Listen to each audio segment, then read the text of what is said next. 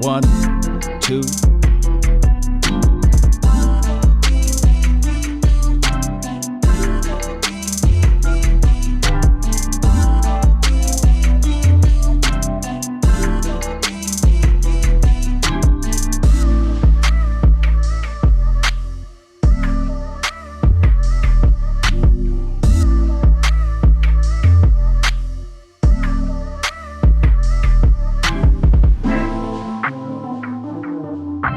Still ain't no party like a cowboy party. All right.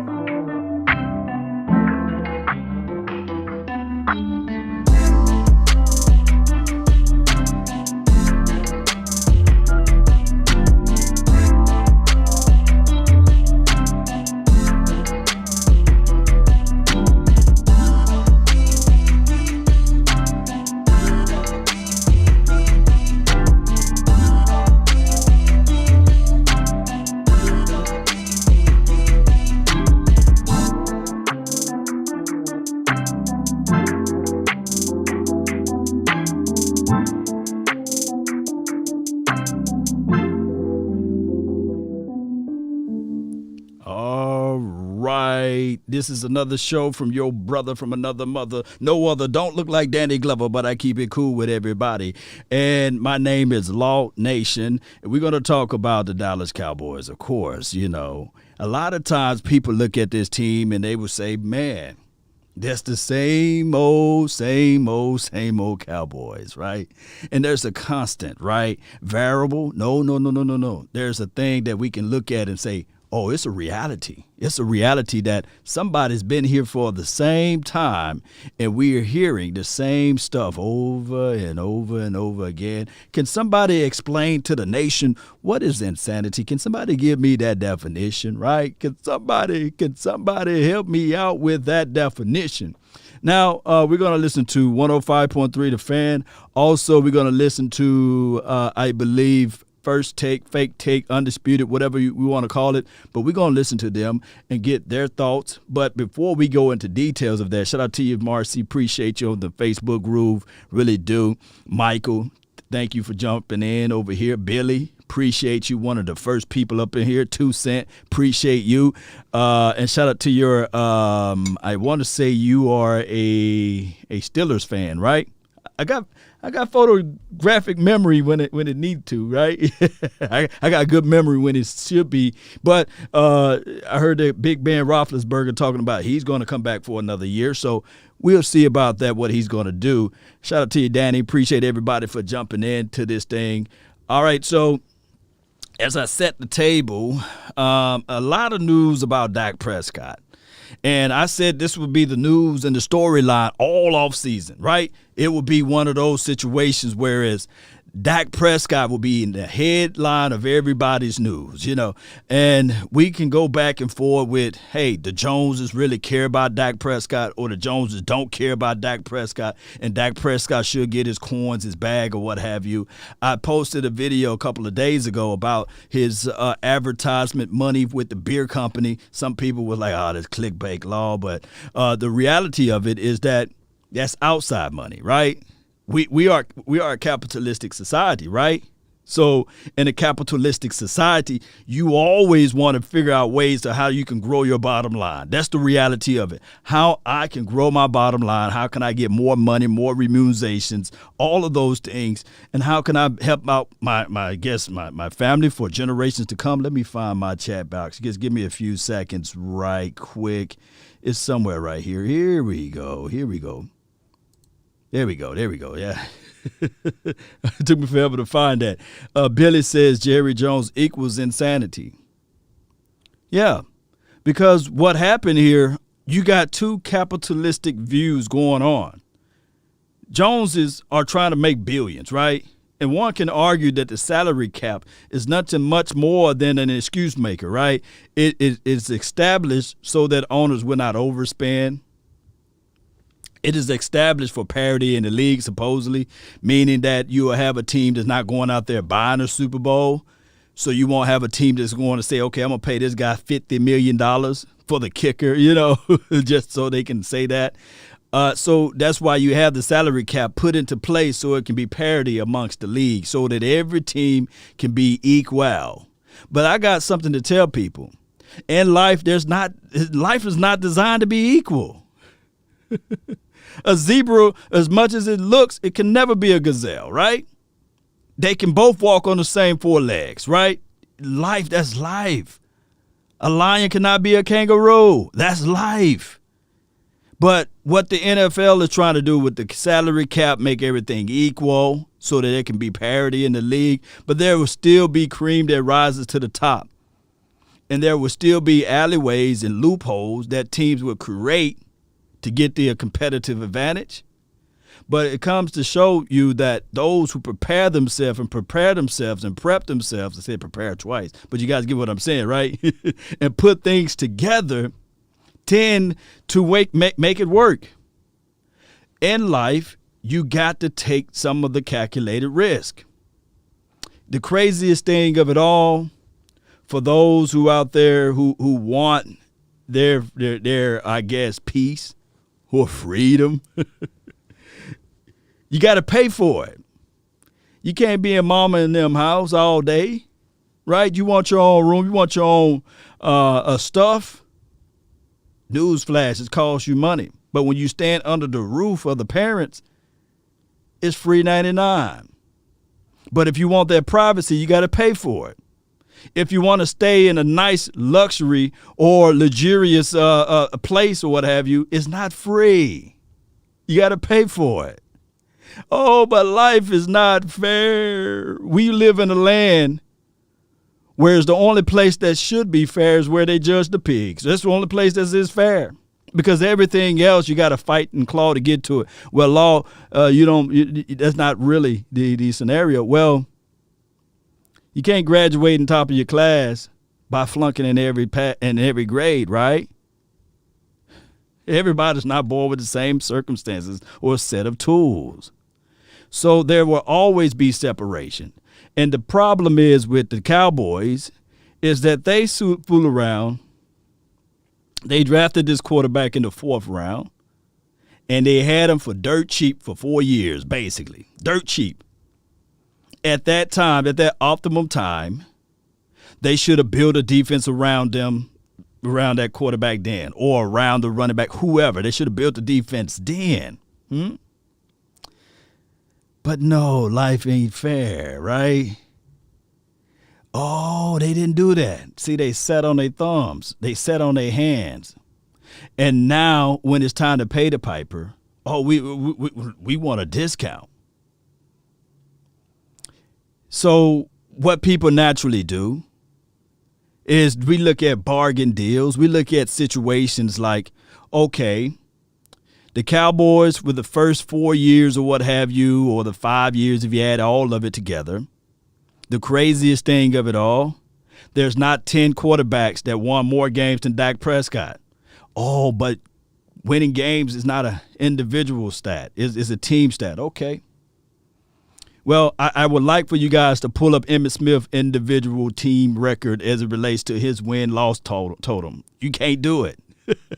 You can't do it. It's only relegated to the quarterback and the head coach.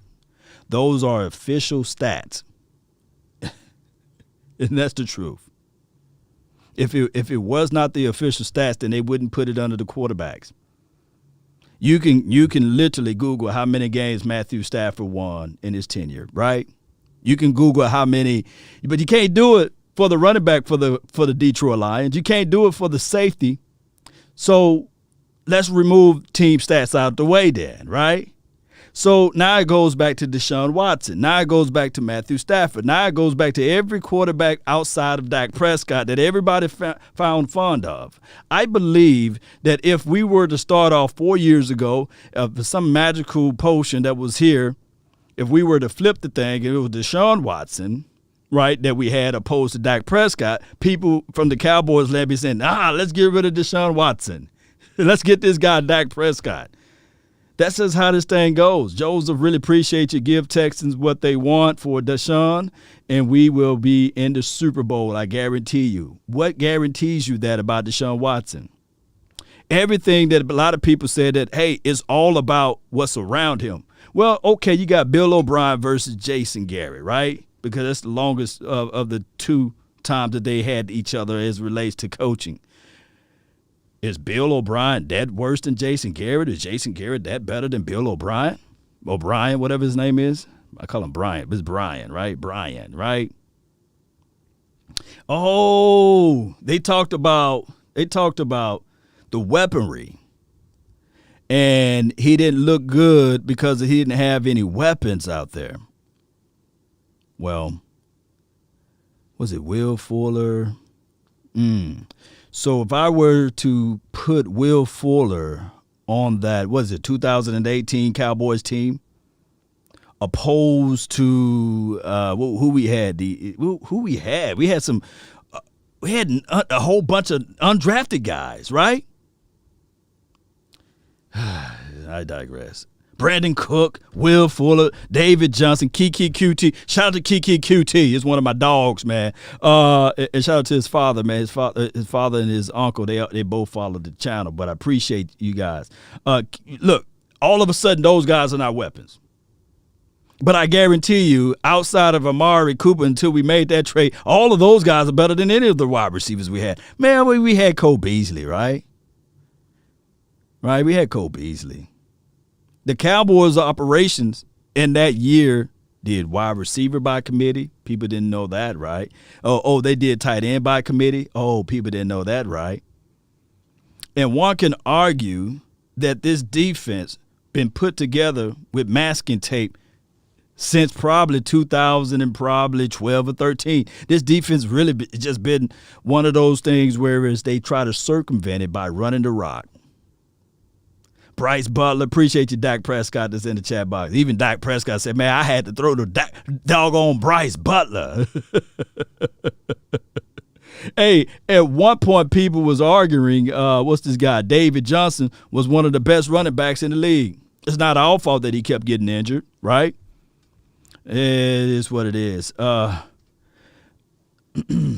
here's the thing is with Deshaun Watson, Matthew Stafford, both of those guys are good quarterbacks. I like their skill set. I actually like Matthew Stafford's skill set. There's nothing wrong with Matthew Stafford.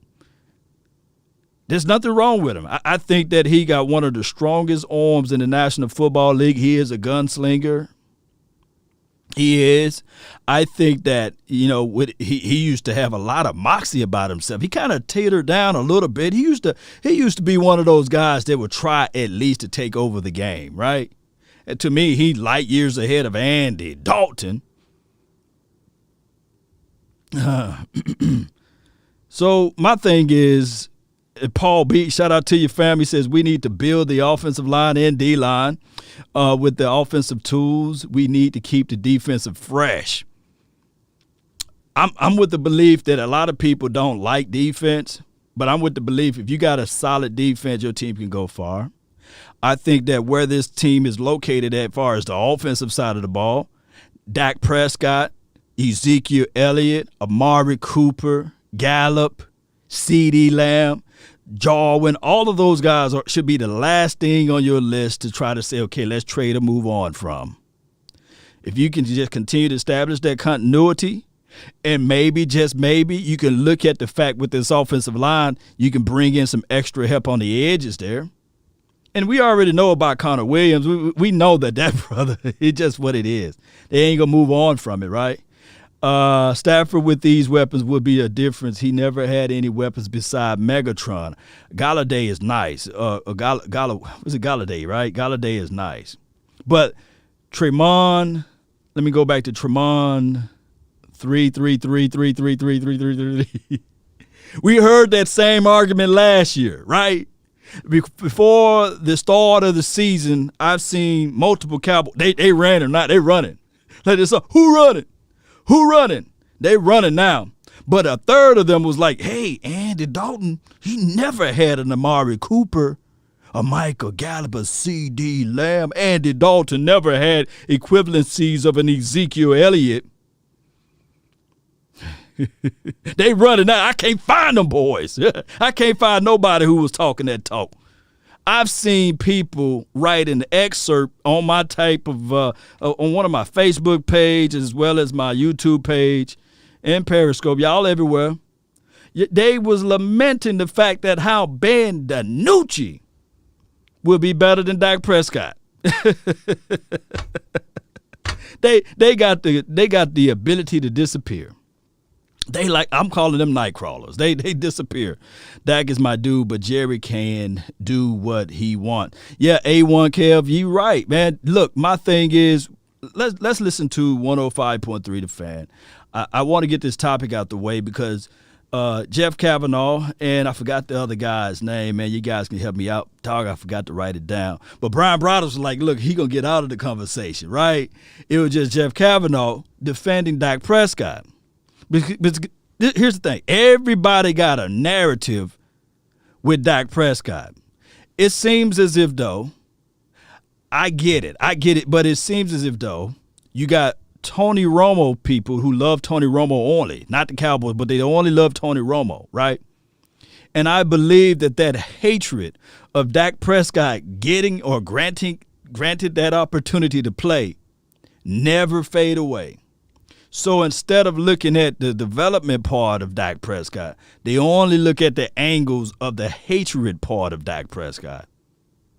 And trust me, I'm one of the biggest Romo fans out there. I love Tony Romo. I went to fisticuffs with my brothers, went to fisticuffs with people who were watching the game when I was growing up and stuff like that. Well, I was already grown, but you guys get what I'm saying. When I was watching Tony Romo, man, I fought for Tony Romo. But sometimes when the sun is set, the sun done set. When he got folded up like that pretzel against the Seattle Seahawks, before he even got out there, I was saying like, man, what the hell are you doing? You don't need to play in this preseason game. But that Dak Prescott, man, he was lighting it up during that preseason. Tony Romo was like, and that's the competitive part of Tony Romo. He was like, man, get me out there. I want some too.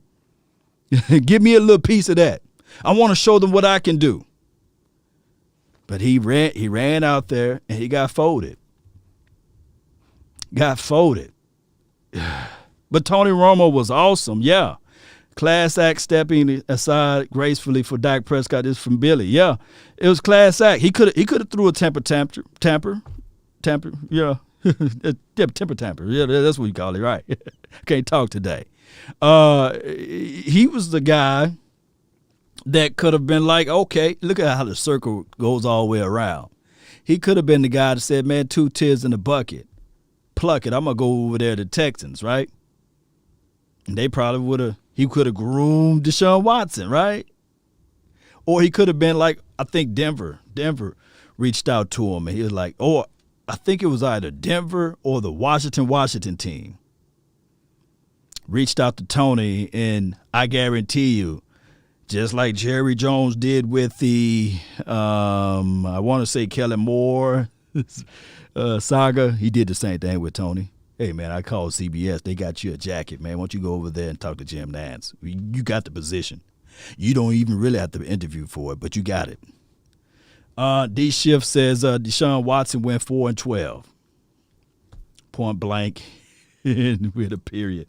All right, so here's the I'm gonna go all the way back to it. Give me a few seconds. This is Jeff Kavanaugh from 105.3 The Fan defending Dak Prescott. He is not a Dak Prescott apologist, by the way, but I think that when you bring up facts, it kind of punch people in hurt spots or what have you, and then they start to reach. They start to bring up, well, look what he was doing in college. Well, hell, Tim Tebow was banging it out in college. Let me just play the interview. Well, I would let me know if y'all can hear if the Cowboys would be interested in him, because I think they need to be in a mode of just trying to problem solve with the best possible player, not marrying their players. But other than that, I think Deshaun Watson might have that it factor. You know, he did win. Before he go into details, you guys are able to hear it. He's talking about Deshaun Watson, and one thing that I will say, if y'all know the name of the guy, man, please put it in the comment box so I can give him credit. It's from 105.3 The Fan. the thing is, what they was talking about was the it factor or what have you, and Deshaun Watson got it or what have you. And the volume good. Okay, Billy, let me go with it. Galvin Dawson. Okay, Galvin Dawson, the mighty Galvin Dawson. Y'all check him out. All right, so let me rewind. They need to be in a mode of just trying to problem solve with the best possible player, not marrying their players. But other than that, I think that's what I agree with Galvin Dawson. The Cowboys need to not marry the players, and I'm gonna let them go. Deshaun Watson might have that it factor. He did win at Clemson, and I know the team was loaded, but now you have him down here in Houston, and I'm getting a Troy Aikman type of vibe. It's like, you know what, this is not good enough. I don't want to be associated with this. This is crap. Get me off this sideline. Send me to somewhere they're serious about winning football. I really like, and I love Dak's intangibles. And Dak might have the it factor as well. But the it factor quality, which I think might separate who wins the Super Bowls and doesn't, is a more compelling resume right now with Deshaun Watson. Thoughts? You think that Deshaun has a it factor greater than Dak's? His it factor resume is better. Yeah. I can't confirm which one has the better it factor because both their intangibles are fantastic. But I think the it factor is a big separator in quarterbacks, and I think there's a slightly better chance that Deshaun has it. All right, so with the show of hands in the chat box, man, do you guys believe that the it factor for Deshaun Watson is higher or greater than Dak Prescott? And what determines the it factor? Is it total teams, the way they win? Is it the fact that you can just take an unknown commodity and make them purposely better? Because Romo had the it factor. I mean, come on. We had seen guys who, Laurent Robinson, all of a sudden make some paper and bread and get a job or get more money out of the Jacksonville Jaguars, right? We can talk about Cole Beasley, who was unknown.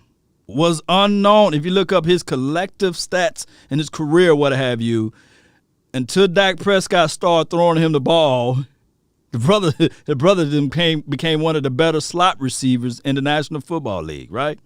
Resumes don't win championship. This is from Frank. Appreciate you, Frank. Let me read some of you guys. Bobby Hodges says, no. Man, hell no. Deshaun is a baller. I agree. Deshaun can ball. Their resume is the exact same. Go look at it. Yeah, Tyrone, I'm going to look at that. Let's see here. Going to Jimmy Johnson quote, defense travels and wins championships. That combination of two quotes, you're right. I love that. So the it factor part of it is this right here, Cowboy Nation. We know that Deshaun Watson was over there in Clemson. If you were to separate the two and put Deshaun Watson in Mississippi State and put Dak Prescott in Clemson, will they still win? I would say, man, it could be quite possible. Look, I'm from Mississippi, and I'm not trying to give Dak Prescott the nod because I'm from Mississippi. But Mississippi State was not even on the map until Dak Prescott came upon that particular franchise and organization and elevated that organization with people of a bunch of no 5-star recruits and all of that stuff. So it goes both ways. But when you get to the National Football League, it's how you excel on that level. How can you operate and deal? Because my thing is, as much as anybody say with anything, Deshaun Watson came into the building already chosen to be the guy. Dak Prescott had to prove to be the chosen one, who's still not chosen by a third of the fan base. See, everybody bought into Deshaun Watson. There was nobody talking about, hey, give Savage a couple of more years. Let's slowly, because it's Savage, I believe that was the name of the quarterback. I'm trying to go off of my recall. I could be wrong. I forgot the name of the first name of him. I think his name was Savage or something like that. Or was Fitzpatrick still there? I don't know. But Savage, I believe, that was still there. And nobody was saying, let's bring on Deshaun Watson slowly. No. And the craziest thing of it all, close your eyes and imagine, Deshaun Watson came into the league with DeAndre Hopkins. Dak Prescott didn't get his number one wide receiver until 2018. And I'm not trying to sully or denigrate. I'm not trying to do this. I'm not trying to sully and denigrate Desmond Bryant. But Desmond was on his way out. Savage and 5 other Florida. Yeah, they had Fred Savage, I believe. Oh, okay. Whatever their quarterback name that was right before Deshaun Watson, Brock Osweiler, oh wow. Man, they had some terrible situations going on over there. Frank says the factor is enhanced with good, healthy offensive line, a good running back, and some lights out wide receivers. With the offensive line and the good running back theory, I can give you a thumb up on that one, right? I can give you a thumb up on that one. But a DeAndre Hopkins and their medium or intermediate offensive line, Deshaun Watson didn't come up in there with chopped liver. And I believe that their defense was a whole lot better. I think they had the Honey Badger 1 year while he was there. I think that they had the other kid, his name at the tip of my tongue. He got a big contract to go to the Jacksonville Jaguars. So I think their defense, and then he had number 99 over there. So it could be just an equal situation. But let's listen to more what they have to say. His defense just didn't get bad until this year. I'm talking about Deshaun Watson.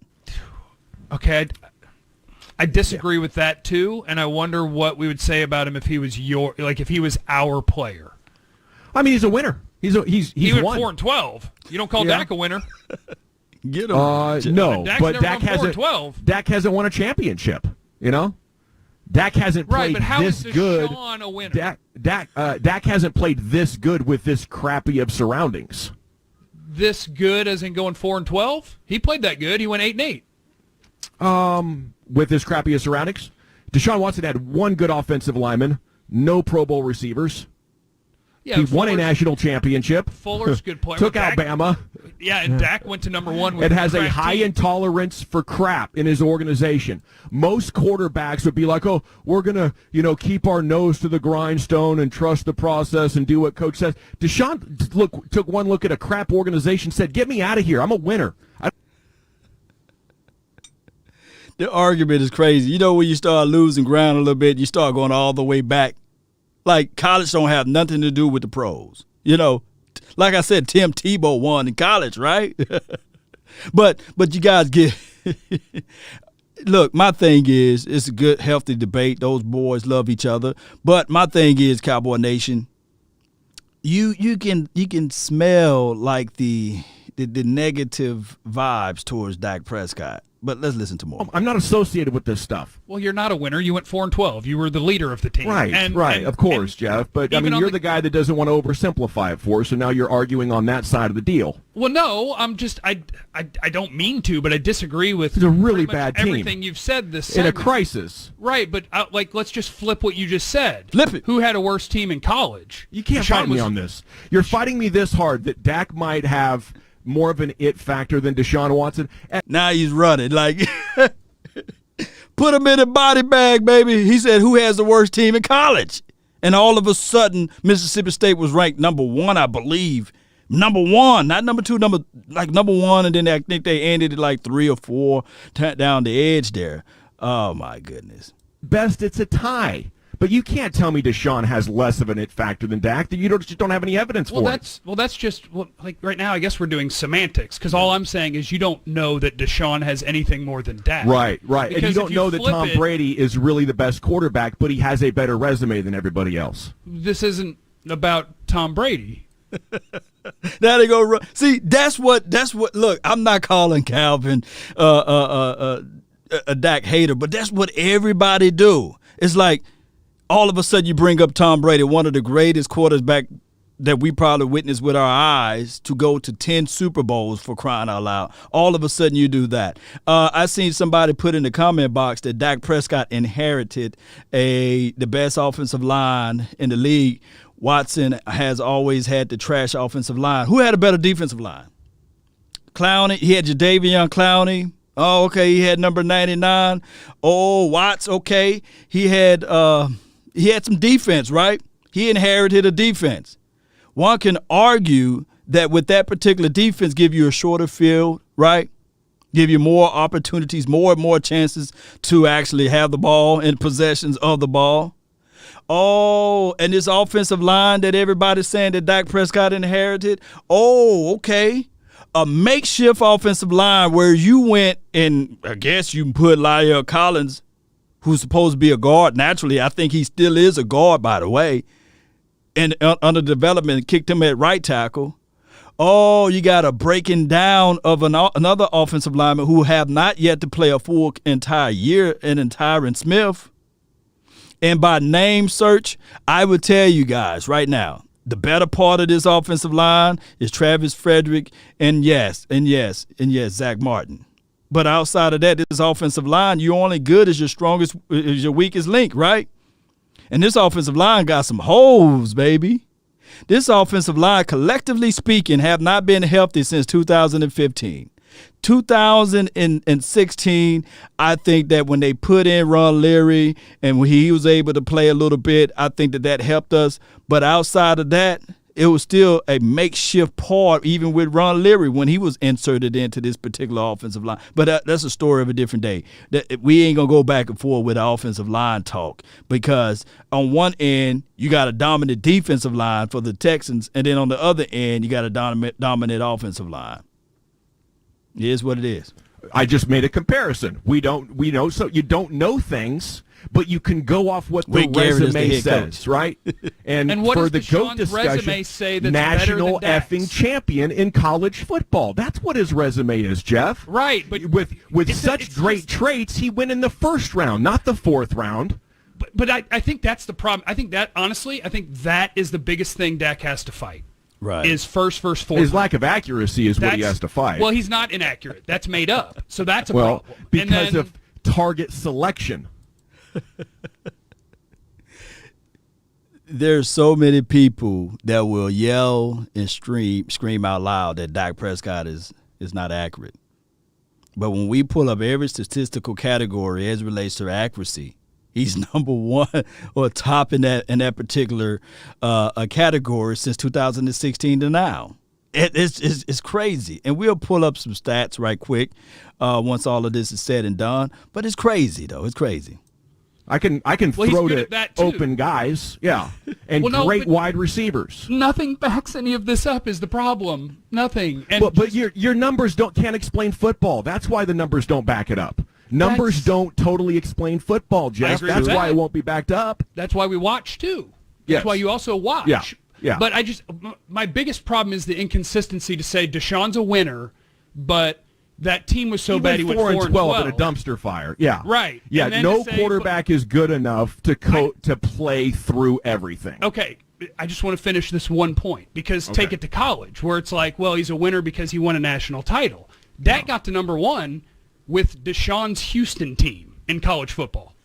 He dragged a sorry-ass team with no pros on it to number one. Yeah, they really weren't the best, though. They were number one. Yeah. With no good players. And so, Deshaun's good college a winner. Players, no NFL players, but yeah. Right. Deshaun had 15 NFL players, and he won a national championship. It's just the idea that Dak's not a winner and Deshaun is. I didn't say Dak's not a winner. Okay. You're just too triggered about Dak. I didn't say he's not a winner. No, because that's every time we talk about Dak, you talk about the last 16 games, the record, or the last 11 games, or the last now you're bringing whatever. up stuff that hasn't even been in this conversation. Because that's what we're doing with Dak, is you're holding him to these standards, and then you talk about anyone else, and you're like, winner. And it's like 4-12. It's like, right, but winner. Yeah, he won a national champion. Dak's 8-8 since his rookie year pretty much in the NFL. See? And this was a horrible offensive line. Yeah.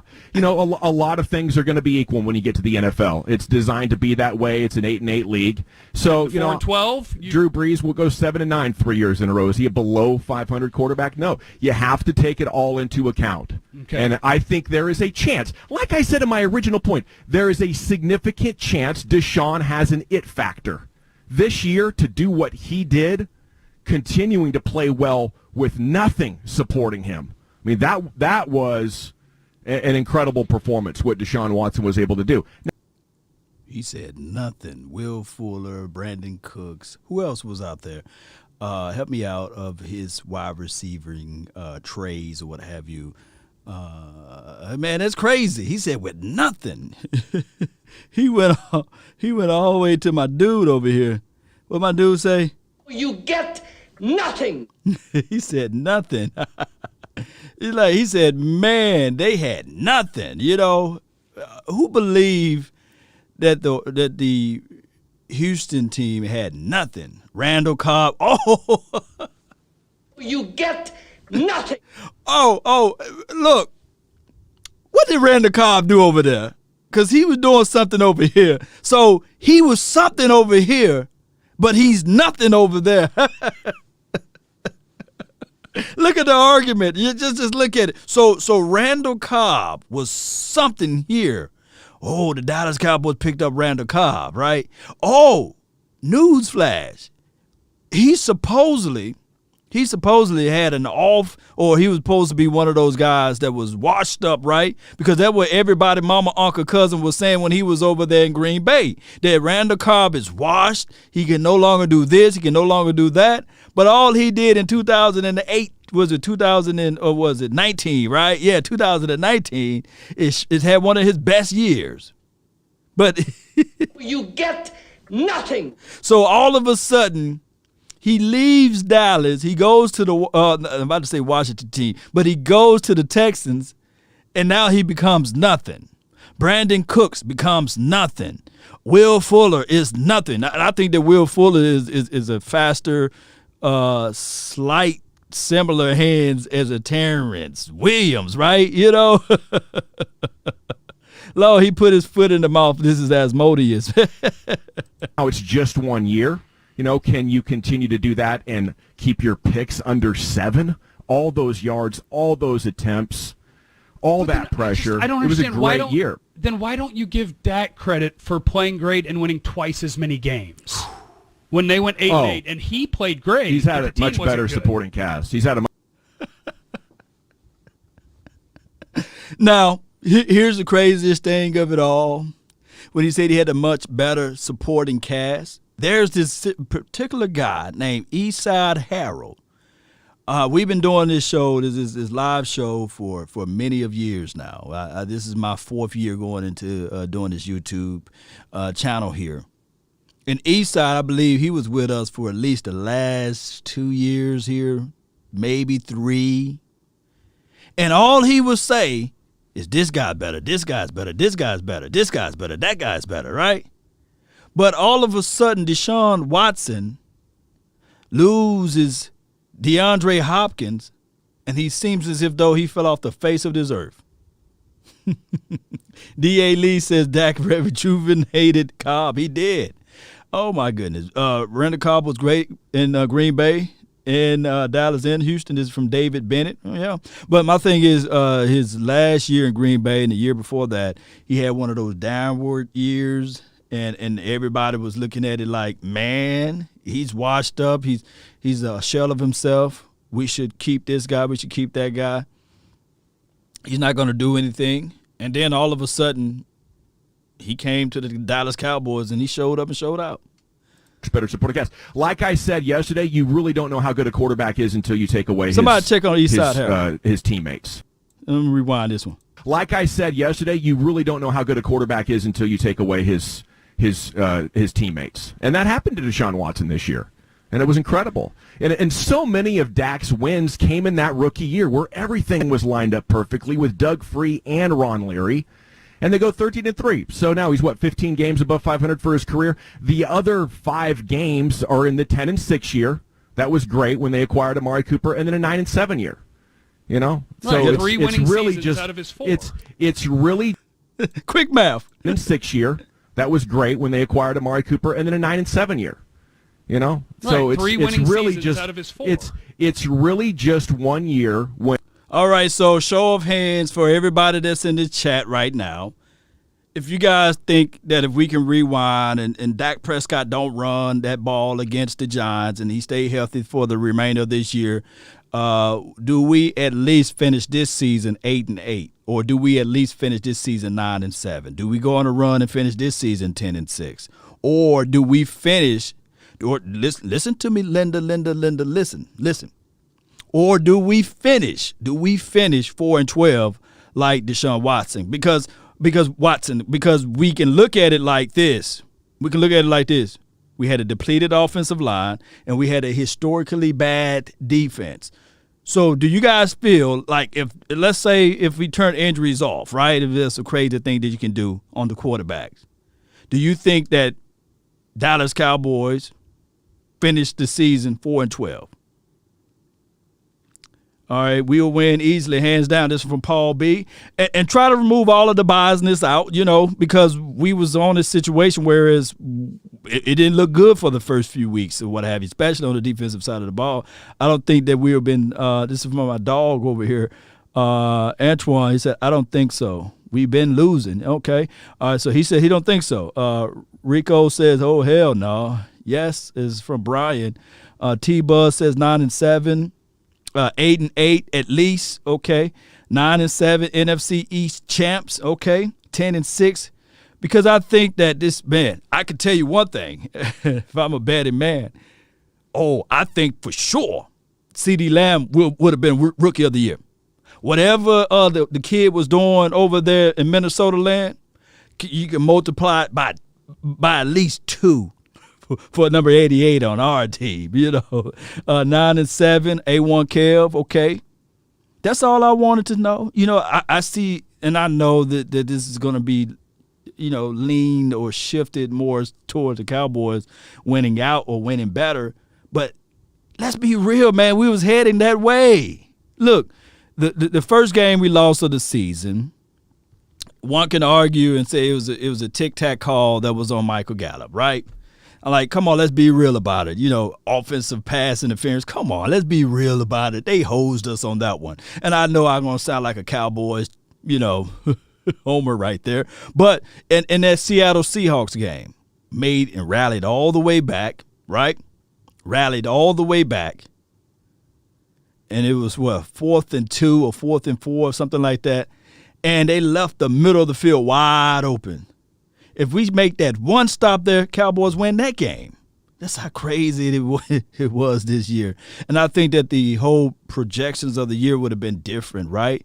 The bounce of the ball. And of course, one can argue and say, well, that watermelon kick against the Atlanta Falcons, if this and if that didn't happen, y'all would have lost that game. So it just football is a crazy sport, though. But I can tell you that they was picking on, like, the defense started to buy into whatever Mike Nolan was trying to sell towards the latter part of the year. And if we were to get a piece of that defense on the front end, oh my goodness, this team would have been different. We wouldn't be picking with the 10th pick. We would have been picking somewhere midways upwards of that number, right? But the brother was on pace for some shattering of some crazy records, right? 1,400 yards would have been get with Cooper and Gallup getting their targets. Yeah, I would have think that Terrence is right. I think you would have got all of the trifecta with the wide receivers, what have you. You would have. It just been a historic number for the quarterback. Hey, it's crazy how the football bounced. His situation was perfect. He has not been able to recapture the greatness and the efficiency of what that offense was. He did. In the 8-8 year, he was even more efficient. Yeah. Yeah, I don't agree. I don't agree with that. Maybe that's what the numbers say. General, didn't we talk about, though, the first 5 games that we were on board with Dak and Kellen Moore and how they were working and how they were progressing? Look, the thing is I love about this, Brian Broaddus was sitting back the whole time. Just Brian Broaddus was sitting back like, look, I'm going to let these little young pups argue and debate because I'm not finna get into this thing, man. I think that Brian Broaddus was doing this the whole time. He was just eating. That's Brian Broaddus. He was just chilling. He was just eating his popcorn. And that's what he was doing, because I love the fact that Brian Broaddus allowed those two to get into the debate. Because, Brian Broaddus, when he debate, especially when it was against Mickey, Spags, what have you. Were we on board with that? It's like, oh, hey, this looks like a different guy, Last year, yeah. No, this year. Progress. The start of this year. The start of this year. No, we were okay. I was. Maybe you were. No. I'm just asking you. I thought we've had conversations before, but we were excited about Kellen Moore calling plays, and we were excited about Dak Prescott. What we were saying. Yeah, I like it. And it's heading in a good direction. Yeah. And I would sign Dak. I just think Deshaun Watson gives you a slightly better chance of having that quarterback that can take you where you want to be. 3-game losing streak for the Mavs. Will either of the Each switch that subject real quick, but I'm going to give them one of these right here. This is Sparta! So, Cowboys Nation and everybody that's watching, now, just put a simple yes or no. Do you guys believe that if you have Deshaun Watson on this team, will he give the Cowboys a slight edge over everything else? Will he give the Cowboys that slight edge that they would need in order to go to the playoff and the Super Bowl? Or do you look at Dak Prescott intangibles and say, man, his leadership is unbelievable. His sternness and his steadiness is so unbelievable that Dak Prescott is the answer. A lot of people are putting hell no or no in the chat box as relates to Deshaun Watson giving a slight edge. And here's one thing that I want you guys to pick up. Dak Prescott do not fold. Dak Prescott do not fold like Deshaun Watson just did. By him demanding, yelling out, saying that he would require a trade, the problem is that everybody know the Houston media is a baby compared to the Dallas Cowboys media. It's tiny. It's like a flea. It's so small, like the attention that they get down there in the Texans land is so small. But in Dallas, baby, and Big D, over here, look, the first thing, because, see, the only thing that they were comparing Deshaun Watson to, who's the great quarterback for the Texans? Nobody. Now, if you can go back to their franchise, yeah, you can throw out the Warren Moons or what have you because that's the Houston Oilers. But I'm talking about the Texans, right? But nobody. There's no great legends. There's no Super Bowls. There's no Roger Staubach to look up to. Matter of fact, they don't have nobody comparable or comparison even to a Danny White over there in that organization. Then there's no Troy Aikman. There was no, I'm going to tell you guys again, there was not even no Tony Romo. So in the Houston market, it's different. The Cowboys market, look, Dak Prescott can't even pick his nose. Matter of fact, I believe in the hearts of hearts, Dak Prescott had a paper cup. He tried to throw it in the trash can and miss, and it was heard all around the world by him going up and picking up the cup that he missed by not making it into the trash can on headline news. But in Houston, man, he could have, look, Deshaun Watson could have did the exact same thing. And not one solitary word would have been told to no one about it, right? Oh, yeah, they did have the car kid, right? They drafted him. Yeah. So it's crazy how the media operates and how, look, you got the national media, then you got the local media, then you got the YouTube. You got everybody that's talking about the Dallas Cowboys, right? So my thing is, if he's folding a little bit over there in Houston land, I want to move. I want to get traded. I cannot stand the Houston Texans. That's kind of like, beta male-ish to me, right? But a man, an alpha male, will sit there and say, okay, the circumstances were not where I wanted them to be. Yes, I'm mad and I'm angry and upset that you trade away all of my assets. But I'm a man, and I'm gonna make sure I work with this new defensive coordinator, work with this new head coach. We're gonna sit down in this room and we're gonna look and go over everything, and I'm gonna try to turn this thing around in the best way possible. They gave me all of this coins and money. They gave me all of the resources. Now I'm gonna see how I can improve everything. I'm going to see how I can stay extra. Instead of complaining about it, let me see if I can get Will Fuller on the same page. Let me see if I can get Brandon Cooks in the same page. Because that's what Ryan Dakota Prescott did. There's stories that he went out and reached out to Cedric Wilson and said, okay, hey, since you're close to the area, since you're close to the location, come swing by my house. I'm building a half of a football field so that I can be able to work on my craft. And at the same time, I can work on your craft. Let's help each other out. But a lot of times, when you have that docile mind, when you have that defeative mindset, I just want to pick up my football and go home. I want to go to another organization. Y'all done me wrong. Dak Prescott could have been said, hey, Ezekiel Elliott got his paper way before I got mine. He been making more money hands over a fist. Look at his rookie contract. They was paying me $688,000. Matter of fact, I only made $80,000 more than Rico gathers. You'd never heard him mention one word saying, hey, wait a minute, what about me? Huh? This same organization paid a guy with one leg before they paid Dak Prescott. He had every chance then to say, hey, wait a minute. At the end of the day, my resume is better than Jalen Smith. Let me know if I'm lying, right? So we can go back and forth with who can really pump their chests out and say, hey, I can go somewhere else. He didn't have to sign that franchise tag, right?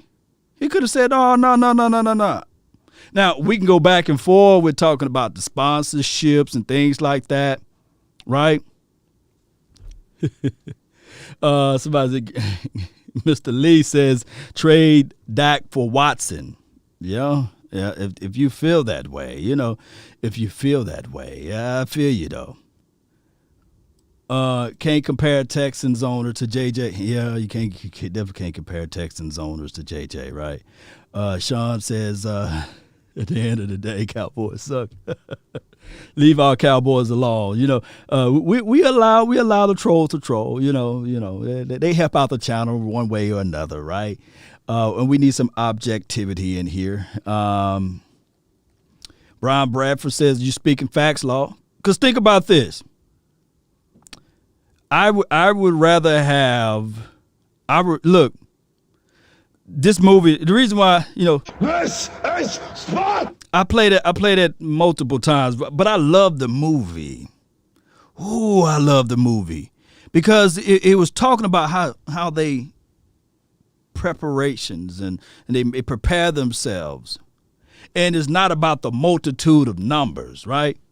300 Spartan warriors is better than probably 1,000,000 somebody else warriors, right? Or 100,000 of somebody else warriors. Now, I know the Persian army was strong, but collectively speaking, when you talk about Spartan, the reason why he told the guy that was disformed, hey, you're not built for this, right? Because we operate in a certain way. We lift our shields at the same time to help aid the impact from the enemy. But you can be a good help to this team by getting us water, pulling people off that's injured. But to be a Spartan warrior, you got to be a certain way. Less was more with them. You got to have that type of mindset, that mentality, right? But another thing was when the other group of people were like, hey, this is all y'all got? I think it was some other part, I think of the barbarians or whoever it was, I can't remember the name of the people. They wanted to help the Spartan warriors out. And they was like, man, this is all you got? You only got 300? You don't have 305? I mean, you don't have 400? You only got 300? That's all y'all gonna bring? And then the guy, Leonidas, he pointed to this other Spartan over there. He said, Spartan, what is your profession? And the guy said, that gave me something right there, Then he pointed to the other guy, Spartan, what is your profession? It was just like, man, that's what the type of person, that's an alpha male, So Watson supposed to have been like, hey, we got us a new coach now. We got us a new defensive coordinator. Dog it, I'm going to walk in this thing. And I'm going to yell out, Will Fuller, what is your profession, right? Or whoever else they got. I don't know who all the people they got on their team. But that's how they supposed to operate. You got his millions. We all seen that movie. Yes, Randon. Yeah. But it was an old movie, though. But you guys get the analogy of it. The Arcadians, yeah. They were like, Arcadians, what's your profession? Well, I'm a blacksmith. The other guy said, well, I weave baskets, man. I'm a paramedic. That was said, But Spartan, we warriors. This is Sparta! That's what they were saying, It was time to turn the music on, when they came into the scene, and 300 whooped 1,000, right? But that's the story of a different day. Let's talk about Clydesdale. Dak is like to the Clydesdale. Yeah. No way, Keem. No way. You didn't tell me Cicely Tyson passed away. No way. Oh, my goodness. Man, that's bad news right there. Yeah. Dak is an alpha male. Watson is a beta male. That's just how it is. He's just a beta. I'm looking for the opportunity to be right in order for me to get it right. And there's nothing wrong with beta males being led with somebody else, but a leader, a man. It's a different type of situation. I stay out here in Texas, and every year the property tax increases. Hey, I could be one of those fathers of the house, be like, I got to run. But every year, property tax increase, right? But also the value increase. Everything that comes to you that's going to be good, you got to fight for it. Nothing in life comes easy. My daughter had to go into a private school. Public school, she could just walk right in there. But in private school, you got to take a test. She had to study a little bit harder. On top of that, you got to pay. That's the craziest thing of it all. Ain't nothing free. But hey, public schools, there's nothing wrong with it. But we want to challenge her mind. We want to put something on her a little bit harder. Now, that doesn't guarantee that you will be better in life. It doesn't guarantee, because you still have to work hard into what you got to get. But this is life. I'm talking life to people right now. Don't take the easy stuff. You got to fight through it. You got to be up for the challenge. Yeah, Cicely Tyson, she lived a good life, though. She was 96 old, man. That's a long time. Yeah. The challenge. Give me the challenge. But the problem is we're facing a challenge that's hard to defeat because it's against the Joneses. They have their mind made up. They have their thoughts already prepared. So March the 9th would be the day that we would know what they're going to do with Dak Prescott. That's just the bottom line. Whether or not they're going to extend him, whether or not they're going to wheel and deal. Now, just to add some objectivity to everything, if the Dallas Cowboys do decide to wheel and deal, they better get something out of Dak Prescott. Don't let the brother walk. And I trust me, do not look at me saying that I'm talking negative, but I'm just speaking real stuff, right? We all was Cowboys fans. I believe everybody in here was Cowboys fans before Dak Prescott made it to the team, right? So what I'm saying is that they better get something out of it. So if it's one of those situations where they already have their mind set up to go grab a Matthew Stafford, who I think that is pretty good or what have you. I don't have any ill wills towards Matthew Stafford. If they do decide to go that way, and hear me out, Cowboy Nation. Don't be looking at it like, oh, Lord, talking negative. Ain't nothing going to happen with Dak Prescott. But if they can somehow finagle that thing and get multiple draft picks and then look at the defense and say, okay, we're going to boost up the defense, get Matthew Stafford for cheaper money, because it should be cheaper than whatever Dak Prescott is asking for, because it's all on the Cowboys' fault anyway to allow that market rate to get so high, that market value to get so high. And that's just how it goes. This is the price of doing business, right? When you sit on something and you let that thing continue, it just continue to rise. So my thing is, shout out to you, Perry Locke. Appreciate you for jumping in with the $10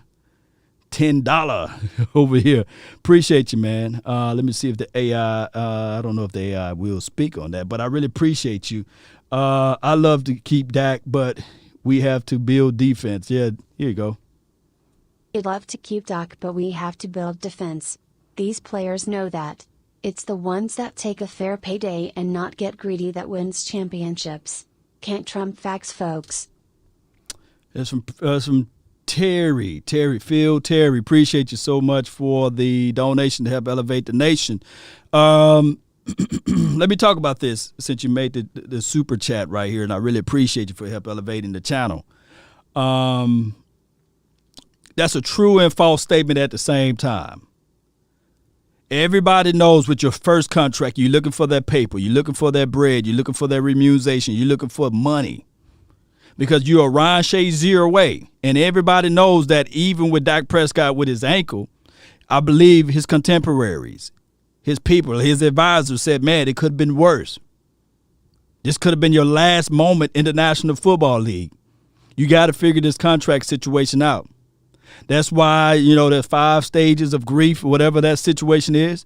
But one thing I can tell you that Dak Prescott, within the confines of himself, may have been angry, may have been frustrated. Because he probably looked at this thing and said, man, this was my shining moment to prove everybody wrong, that I belongs here. And one thing that I can say, when somebody is overlooked and everybody else is looking down upon them and everybody judging them with views, which is likely unfair, right? Not fair at all. You want to be, as an alpha male, I bet you that, you want to prove them wrong. You want to tell them, like, no, I can do this. One thing that I picked up with Dak Prescott, his off-season workout regimen was always top. In Oxnard, they give away goat carts. They give away those little caddies. Every year he had his name there. Every year he improved in certain targets and categories. So I'm quite sure that he looked at this year and said, this will be the year. We going to the Super Bowl. We got CeeDee Lamb. We got Amari Cooper paid. Oh, all of my dogs got paid. Don't worry about it. I'm the leader. I'll eat last. Craziest thing, my mom told me the truest of the truths right here. She said, son, when I was single and I was not married, she said, baby, don't worry about this. You can work multiple jobs if you want to get ahead. Because when you eat, your whole family eat. But one day when you get a family, you eat last. That's from my mama's mouth to my ears. Guess what? Law eat last. But now we live in abundance. Law get that plate first, right? I sit down first. Nobody pick up a fork or a knife or a spoon or even a spork before I touch my plate, right? Because that's the respect now. But originally it wasn't like that. But I feel you, Phil Terry. Appreciate you for the donation to help elevate the nation. Dak been taken for granted. Yes, it's from 2 cents. I definitely don't want Dak to go to your team, to the Steelers. I definitely don't want him to go there. I definitely don't want him to go there. Appreciate you, Thompson. Appreciate you. Law, Antoine. Law, I getting that plate first. Yeah, now I'm getting that plate first. It's funny how she prepared that meal for me and she put my plate down first. I said, like, yeah, I'm the king.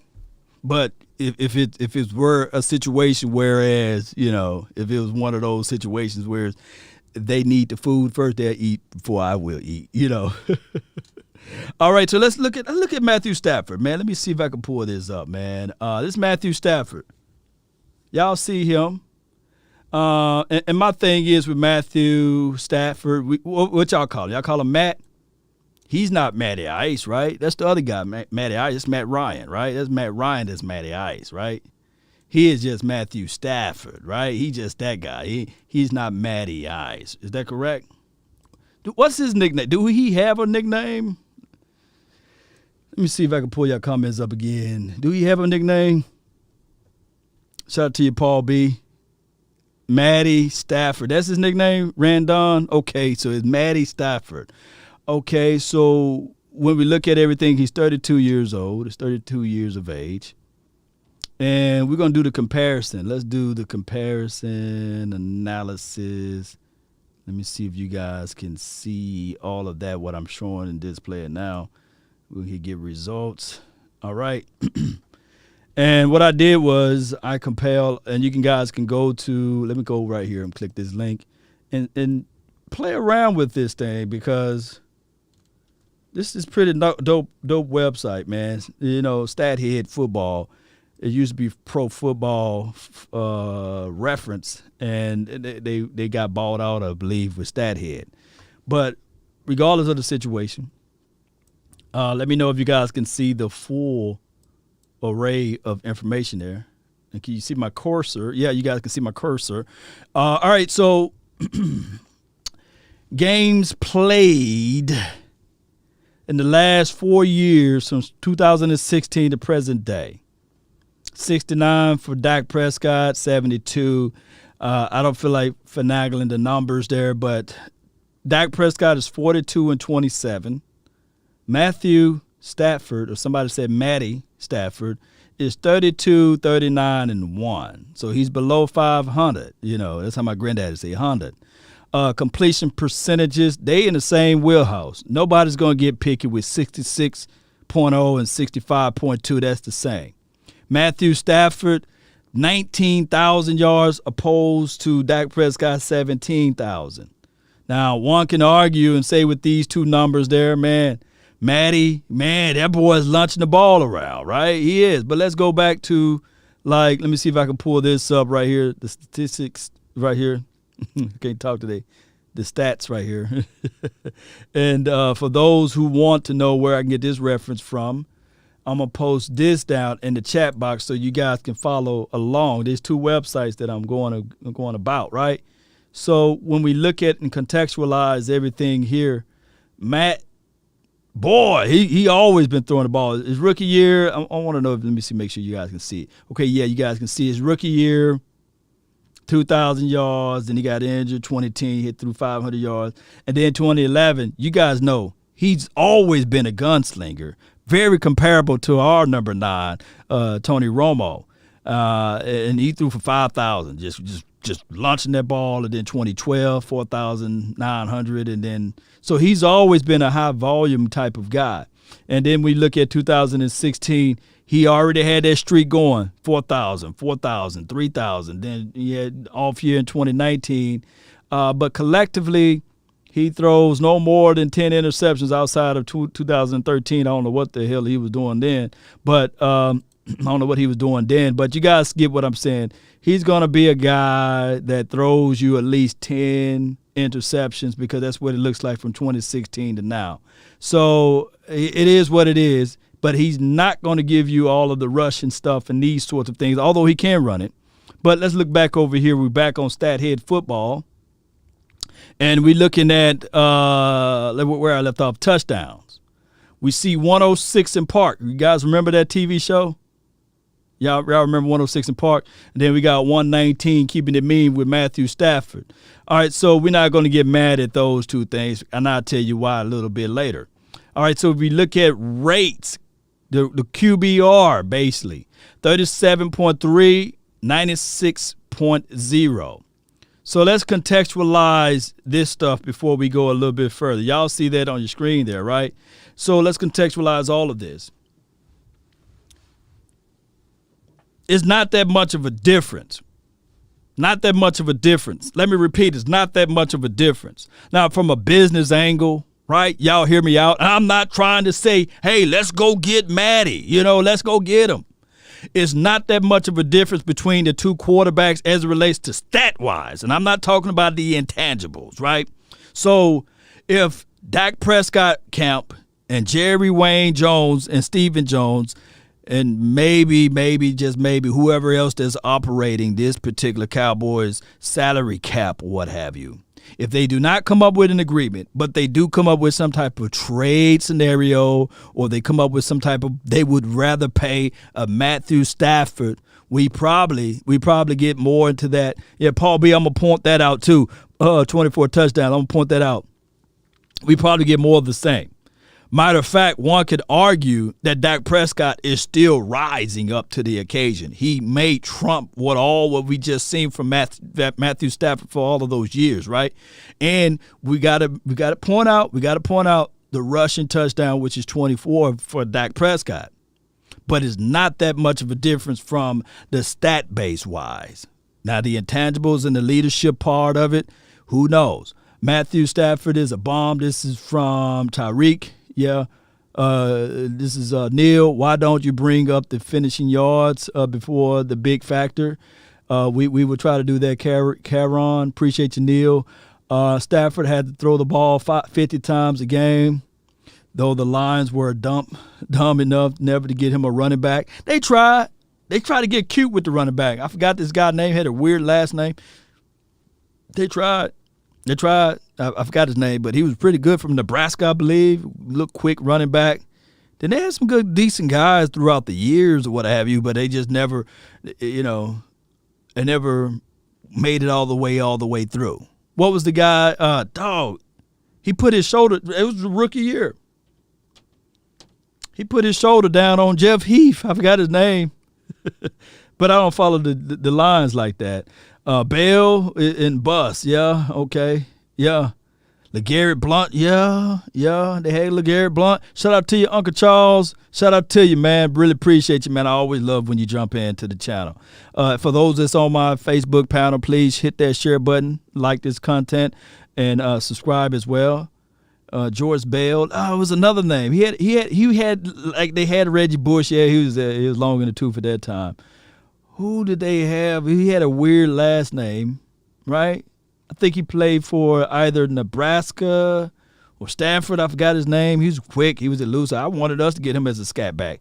Kerryon Johnson. He was pretty good. His name is at the tip of my tongue. Y'all don't have me to go Google. I'm gonna see if y'all know his name. But neither here nor there. My thing is, if the Cowboys do decide not to pay Dak Prescott, which will be an epic mistake in my opinion, right? Because I believe he's the glue. Amber Abdullah, something like that. I believe that was his name, right? I think that was his name. Let me see. You got me scratching my interest now on this. Let me see if that was his name. Give me 1 second here. Yeah. Amir Abdullah. Abdullah Obligala. Yeah, I mean, he was pretty good, though, wasn't he? Oh, he played for the, let me see, pull this up right here. Yeah, is that him right there? Yeah. They got to be him right there, right? Is that him? Amir Abdullah Obligala. Yeah, that brother pretty good, man. Is that Nebraska? Yeah. That boy was good. That boy was good. He just went to that program and disappeared, right? He just couldn't pan out. I don't know he played for the Yeah. He's like a little rapper right there. Little rapper. What his name would be? Stomach Chain or something like that. You know how they do with all those names. But, let's look back at this tag right here, the comparison. All right, so when we look at everything, Cowboy Nation, we left off right here with the QBR, 97.3, 96. That's allegory. And 40 to 46 sacks. He got 180 sacks. He got 146. Okay. For all of those who say dinking and dunking, well, Dak Prescott proved that he threw the ball a little bit farther, 7.7 opposed to 7.6, which is the league average. I think is like 7.5 or 7.3 or something like that. But here's the running back, the running category, 24. Now, I don't know whether or not, and then it's 1,314 yards. I don't know whether or not that Dak Prescott will still be running. Hey, he averaged 5.1 yards per carry. But here's the true factor right here. When you look at a per game basis right here, still everything is the exact same almost. One can argue because of those rookie years from Dak Prescott, skewed the numbers by being so low.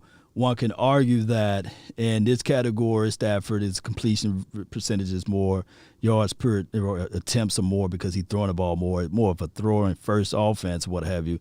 And 265 yards a game, 1.7, touchdown ratio to 1.5, same ratio for interceptions. He have a slight higher ratio as relates to sacks. So you're looking at pretty much mirroring. Sign Doc long-term improve RD and let's roll. There you go. Who did that? The lunatic. Appreciate you, the lunatic. Yes, indeed. Let's say that again. Yeah. Sign Doc long-term, improve our D, and let's roll. All right, so with that analogy, sign Dak to a long-term contract. I think that the Cowboys still have the longitude and latitude to do so. Whatever they don't do, whatever they should not do, is franchise him again. That was going to be like, oh, it's going to be what, 39, 38 million off the books or what have you. That's too much money. That's too much paper, right? Antoine said he's going to bed with all of the foolishness. Why you going to bed? What's the foolishness, Antoine? All right, so my thing is, Cowboy Nation, I don't know what the Jones is going to do. I'm with the belief, this is my opinion, you guys can have your own, but I'm with the belief that the Cowboys should go ahead and keep what they know, because you still don't know the unknown of a guy going into the system, going into the Cowboys land. The media is always heavy. And then on top of that, you guys know how this thing goes, right? Yeah, sign Dak to a 5-year, 3-year guarantee. This is from Paul B. Buccaneers going to have their hands full with Patrick Mahomes and company. Yeah, Abdullah, yeah. Let's see over here. Shout out to you, Unc. All right, so at this time, we're going to listen to Shay Sharp. How long I've been live? Somebody post in the description box how long I've been live so I can know. Eric Max says, let him walk. That is not what we want him to do. We do not want him to walk at all. We do not want him to walk, because if you let him walk, that means you get nothing in return. We trying to get something in return. That's what the Cowboys been doing for over many of years, letting players walk and get nothing in return. And then, of course, sometimes they let them walk and these sorts of things, and they get these compensatory picks and stuff like that, which, you kind of like lose them in free agency. But you guys get what I'm saying, which will be a crazy notion to have this guy, to have all of these Cowboys records, and you just let him walk. That's not the way. You got to learn how to will and deal, and that's part of the issue with the Dallas Cowboys. They don't know how to will and deal. Nevertheless, let me see if you got. Oh my goodness, boy, the semantics now. Oh my goodness, man, it's crazy. Let's listen. Did y'all win total? Well, don't remind me, because it was a lot to do with the defense. But No, that's the defense fault. Well, they had a chance in the last game of the year, and my. No.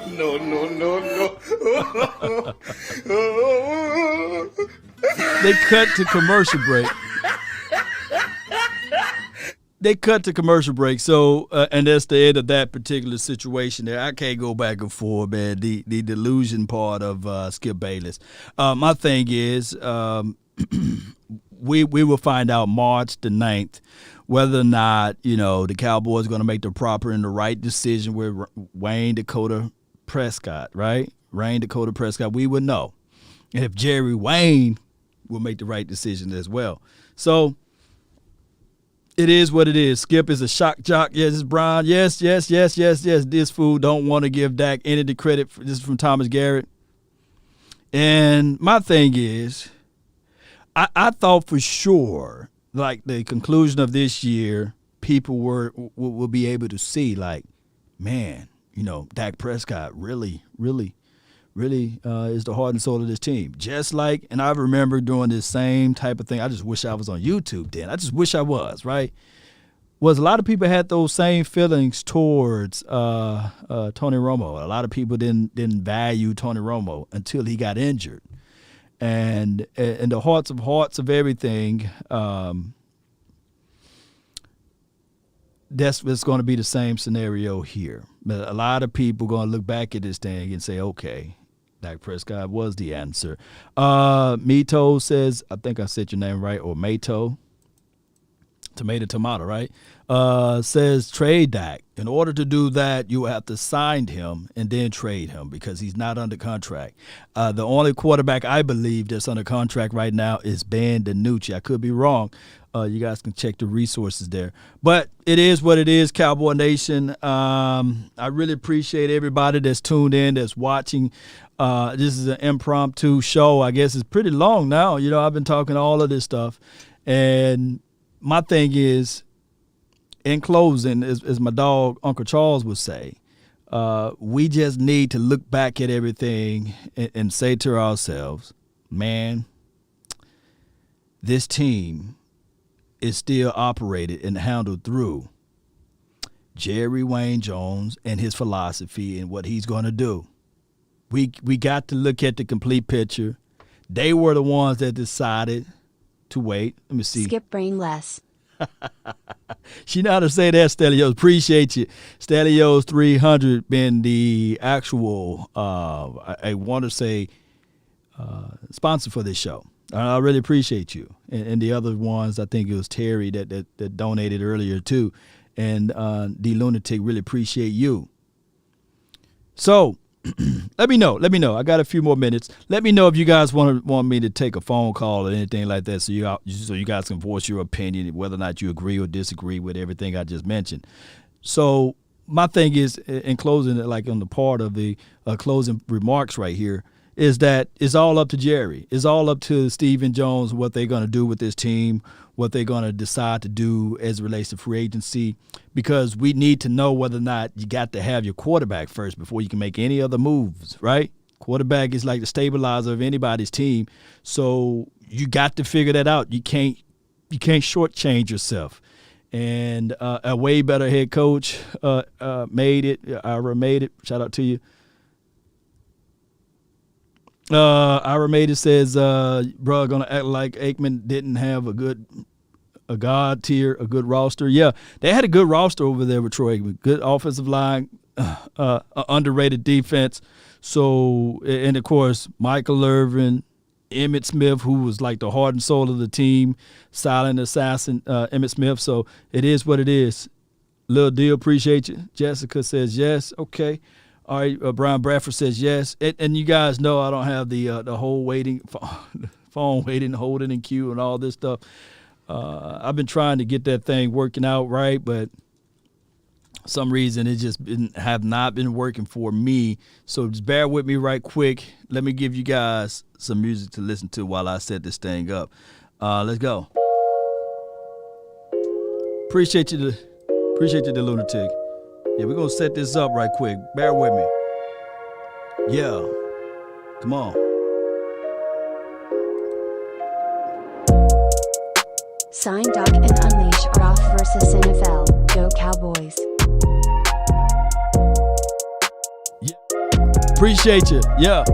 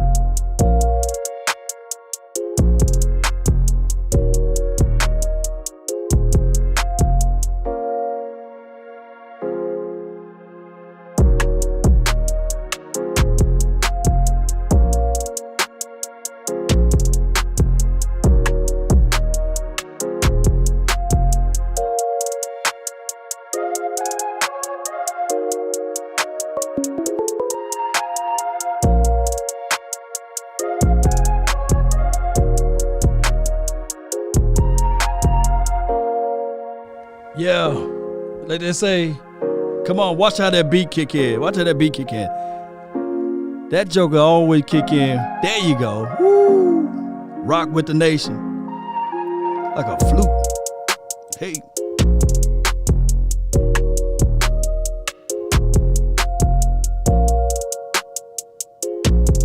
Hey.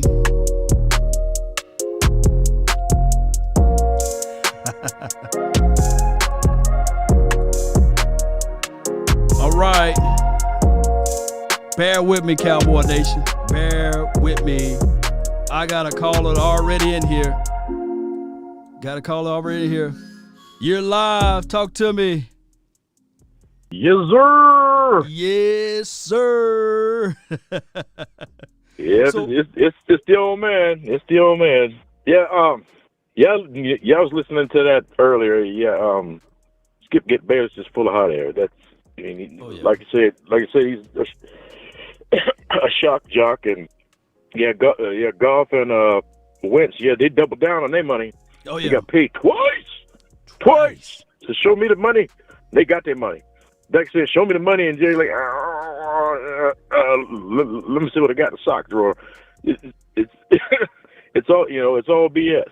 And with the endorsement that he got with Budweiser, he deserves it. He ain't getting his money from Jerry, so he's got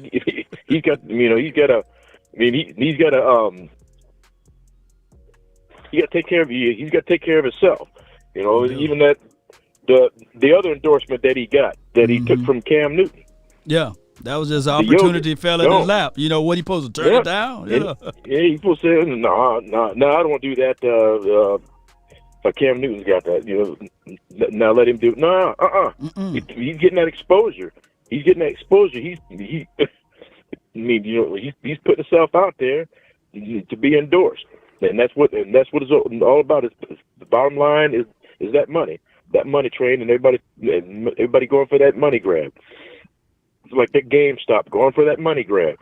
Oh yeah, that man shoot $32 billion, man. I scraped up 500, threw it up in there. Let me put some money in this thing. You got to. You got to put yourself out there. You got to make that money. And in the position Jerry's in right now, he got them double sixes. He got locked out. Now he got to make a choice. Let the man go or pay him the money. Yeah. And guess what? Pay him the money. Hey, Stelios, when that board lock up, do you let it? Do you open it back up for him? Be like, do you feel sorry for him? No. I'm gonna block every. I'm gonna block every exit. I ain't letting you out. You gonna get stuck with them suckers. You're gonna get stuck with them suckers. You're gonna get stuck with them. What's your philosophy when you play dominoes? Are you a defensive guy? Or are you for the money guy? How do you play? Oh, I play defense. I'm a lock a mugger. If I know I ain't gonna make no money, the dude that's behind you ain't gonna win, right? I start closing them ends up. You pull them double sixes if you got the opportunity. You the next one up. You got them double. Get rid of them. Just let that money go. Somebody's gonna get that 10. Somebody's gonna get that 10. Block off them 4s. You block off them 4s. Block them 5s. Do what you got to do to win the game. Dak is doing exactly what he's supposed to do. Keeping domino. He's supposed to Debo Jerry Jones. He's supposed to Debo him. He said, "What you got on my 40, homie? What you got on my 40? What you got on my 40, homie?" He's supposed to Debo the man. Right. And then he gonna let himself out there. That's my bike. I come to get my bike. Well, it's kind of like both our bikes. I just let you take it when you. Oh, homie, I didn't know you wanted your bike back here. Take it. Boo! What Debo? bike? What bike? What bike? What? You want some too, old man? Nope. I can see Debo right now. Debo and people over their halos over there. Like, what halo? Give me them wings. Give me them wings. What you got on my 40, homie? Nothing. He ain't got it ain't there. So I don't know what Jerry's problem is. You go ahead and pay this man this money. Maybe he was afraid he'd have a drop off like Goff and Wentz. Well, he didn't pay him, and he did have that drop off. The man broke his ankle. But that was a freak. That was a freak accident. It was. And it was a clean break too. And bones, when they break, for those who don't know, it heals back harder. So. Stronger. So he's probably running around. Dak's probably running around right now, jumping fences. You know what I'm saying? But Wentz, give it to him, Wentz, or hand it to him, Wentz, or give it away, Wentz. He ain't walking to him no more. He ain't walking to him more. Nope, he ain't doing that no more. And that and that's all. That's all there is to it.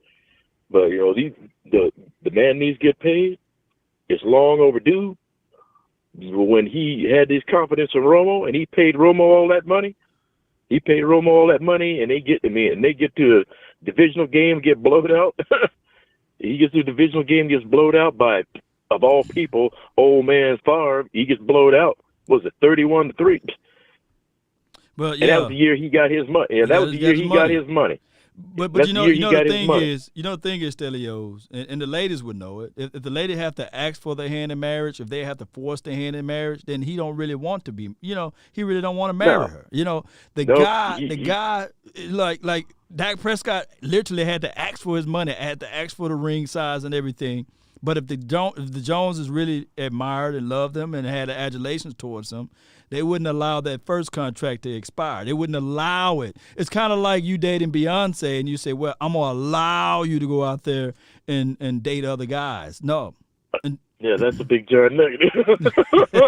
You're going to try to approach that. You're going to try to approach that before it get too late. Oh, yeah. And he understands that. He knows what he's doing, and he knows what he's doing. He knows what he wants, and France ain't going to let Dak get jacked over. And he just put it straight out to him, man. This is what we want. This is what we want. This is what we want. And this is what I know and y'all we'll got. hold out if we got to. And this is what I know you y'all got it. Yeah. And they got the cap space. They got plenty of cap space, and they can restructure contracts. And they can, they can work the cap. They can work the cap. They can work that money. They can work that money out. You gonna pay too. You pay a defensive end. You pay a defensive end. You pay a corner. Hell, they dropped $50 million on freaking Carr. It's on Carr. The money they had the money was paid the man the money. Right. Paid the man the money. But you gonna act like you got moss in your wallet. You gonna act like you got moss in your wallet. You gonna act like you ain't making money in other places where you can't invest in the man. You already invested. You already got 5 years in him. What you got? What you got to lose? And you got 1 foot in the grave. The man knows he got 1 foot in the grave. he knows he got 1 foot in the grave, and he just poop or get off the pot. Man, Pooper means the 3 F's, and I ain't gonna say what they are, but one fight or hit the fence. One of the three. One of the three's got to happen. I'm gonna get off this phone. Let somebody else get in here. I took up enough of your time already. Appreciate you. But I'll holler at you later. Salute. Get that man a war call, man. Y'all know how this thing goes. Man. 682-214-4087 is the hotline for your mind. That was Stelios, man. Y'all see him in the chat box all the time. He always one of those guys that brings in a lot of energy, always on the show, regardless. I could be live. Let me give him one of these right quick, man. I could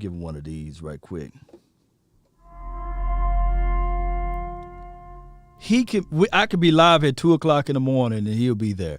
All right, so I have the 903. You're live like 95. Talk to me.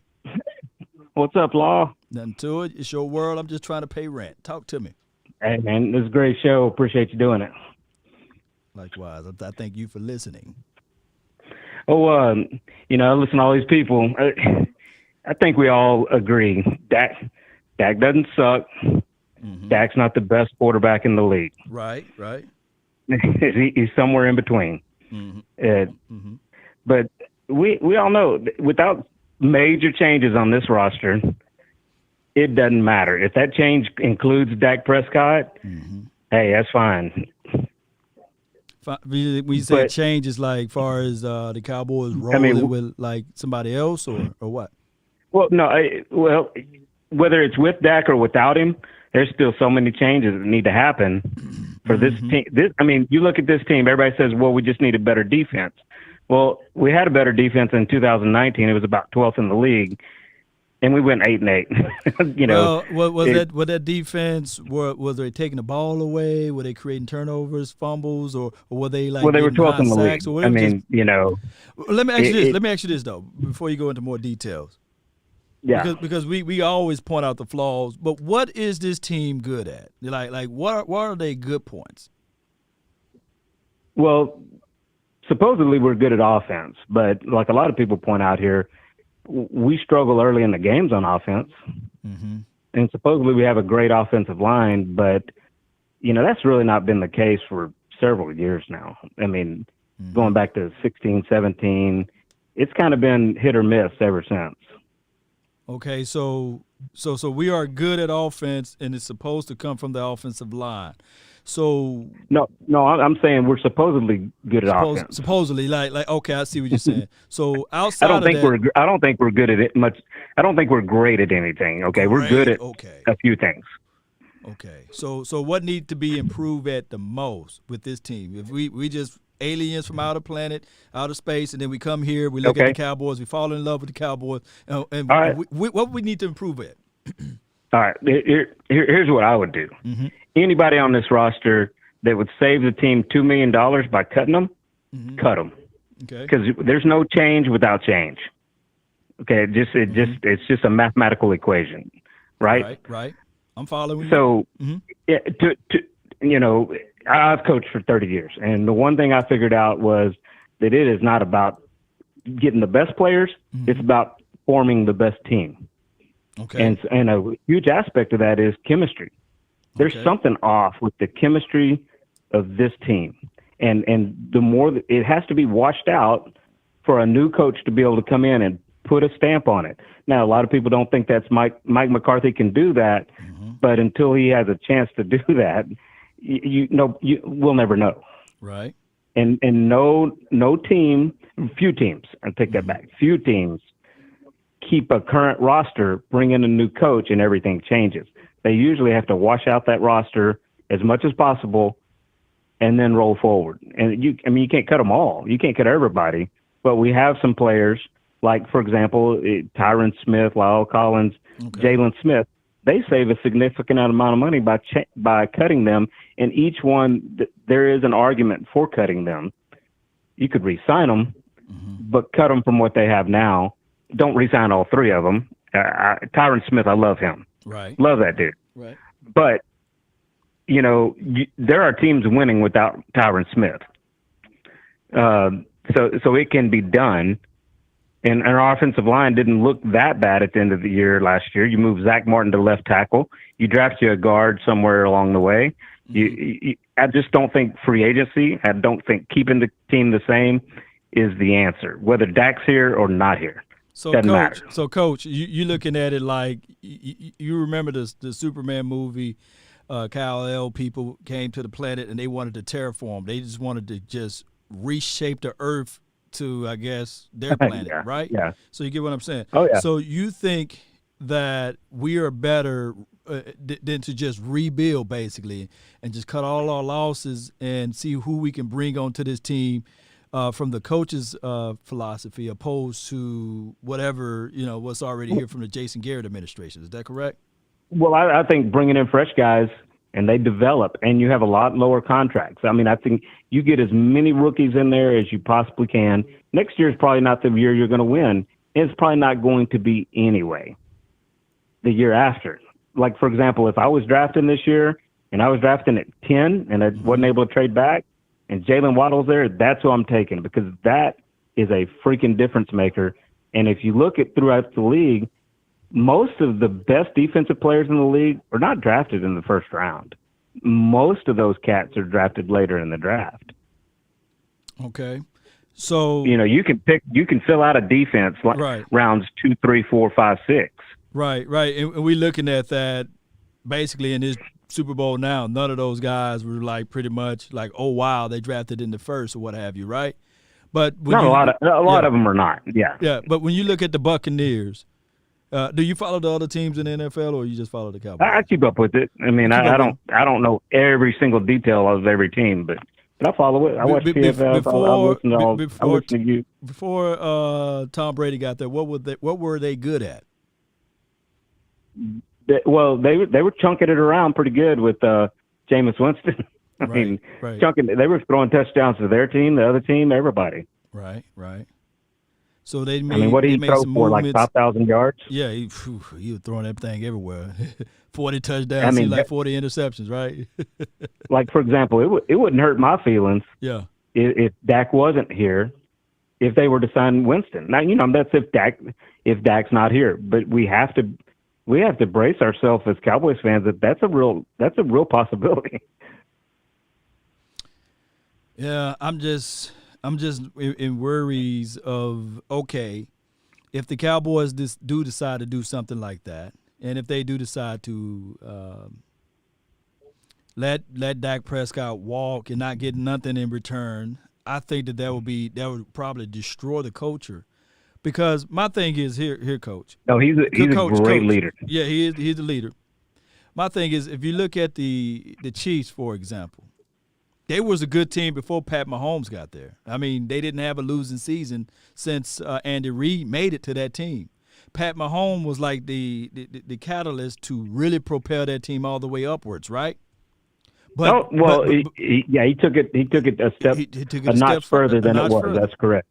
But in order for them to continue to be on that pace, they had to revamp the defensive side of the ball. I still believe that our team, now I'm not saying Dak Prescott is Pat Mahomes, but on the offensive side, we're straight.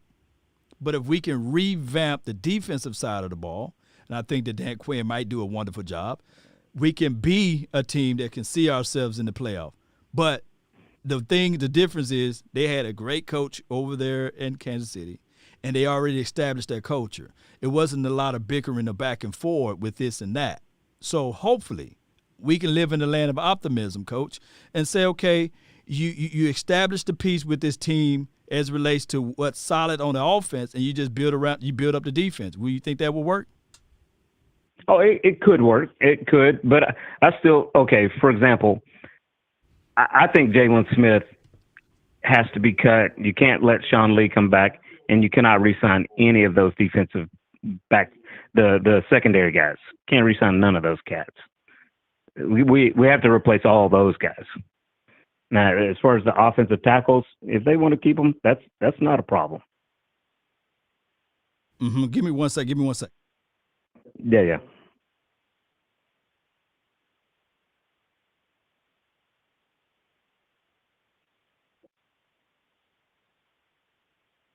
Had to send that text message out. So it's a good conversation. I see some people are agreeing with your stance there, and a lot of people are I guess looking at it like, okay, from your standpoint, you try to revamp some of the pieces and you bring in some other things and you try to coach up the guys that you can, and maybe you can have more money to establish something.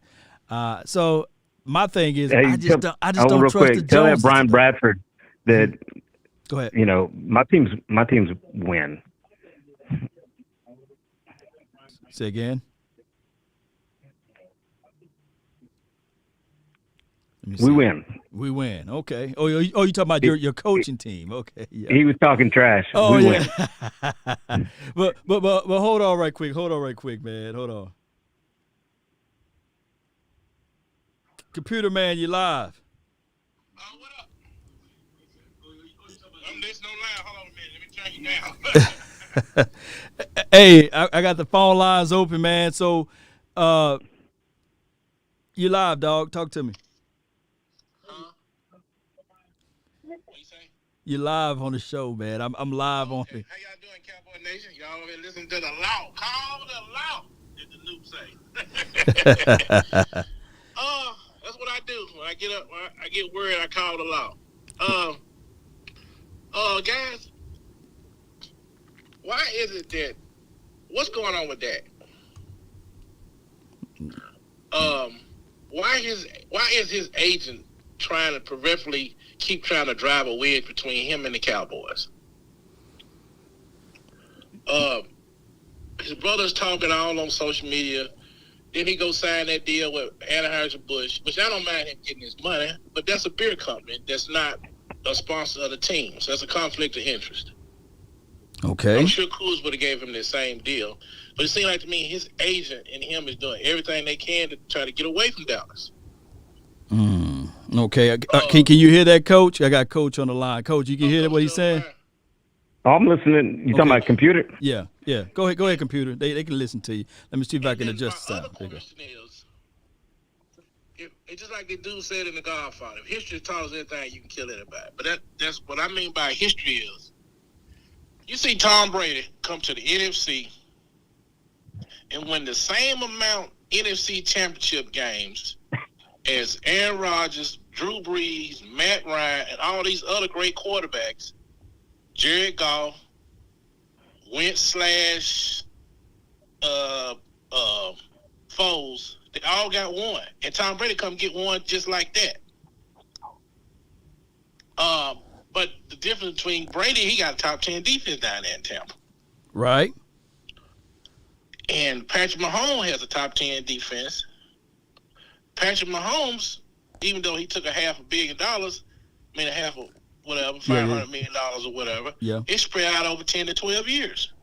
And his statement said the reason why he signed that contract was so he can have a team around him. It just seemed to me that Dak he just listened to everybody tell him, make Jerry pay you as much money as possible. But computer, let me say this though. Shouldn't the Joneses build a team around Dak Prescott for the first 4 years? They wasn't sure him the first 4 years because Garrett was doing a terrible job. So is that Dak Prescott fault or the team fault? It's Dak was an underachiever. When Dak had a team to himself against that game against Aaron Rodgers, he didn't start playing till the second half. You talking about the playoff game, right? Yeah, the playoff game. And then the next year when Zeke got suspended, Dak couldn't carry the team without Zeke. He was still learning.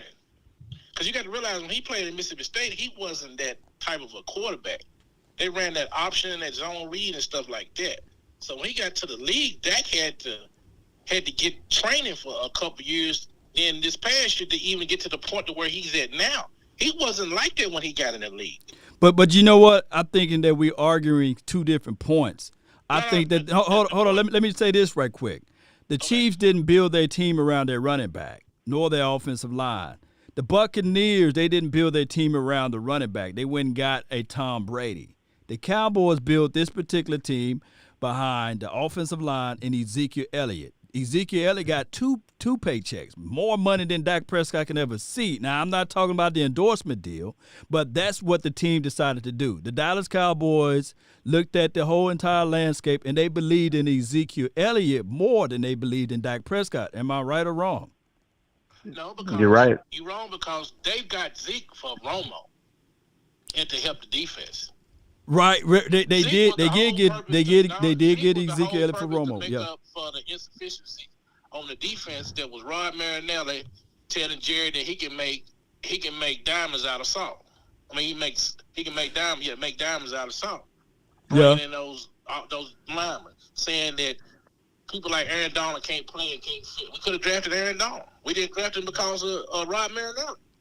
But let me ask you this though, computer. We didn't bring in Tyrann Mathieu. But hold on. But let me ask you this though. Well, if they picked up Ezekiel Elliott for Tony Romo, and then Tony Romo never got a chance to have that experience with Ezekiel Elliott, why do you pay him again? Why did Tony Romo never get to have that experience with Ezekiel Elliott? Dak Prescott balled out. No, they went with the hot hand.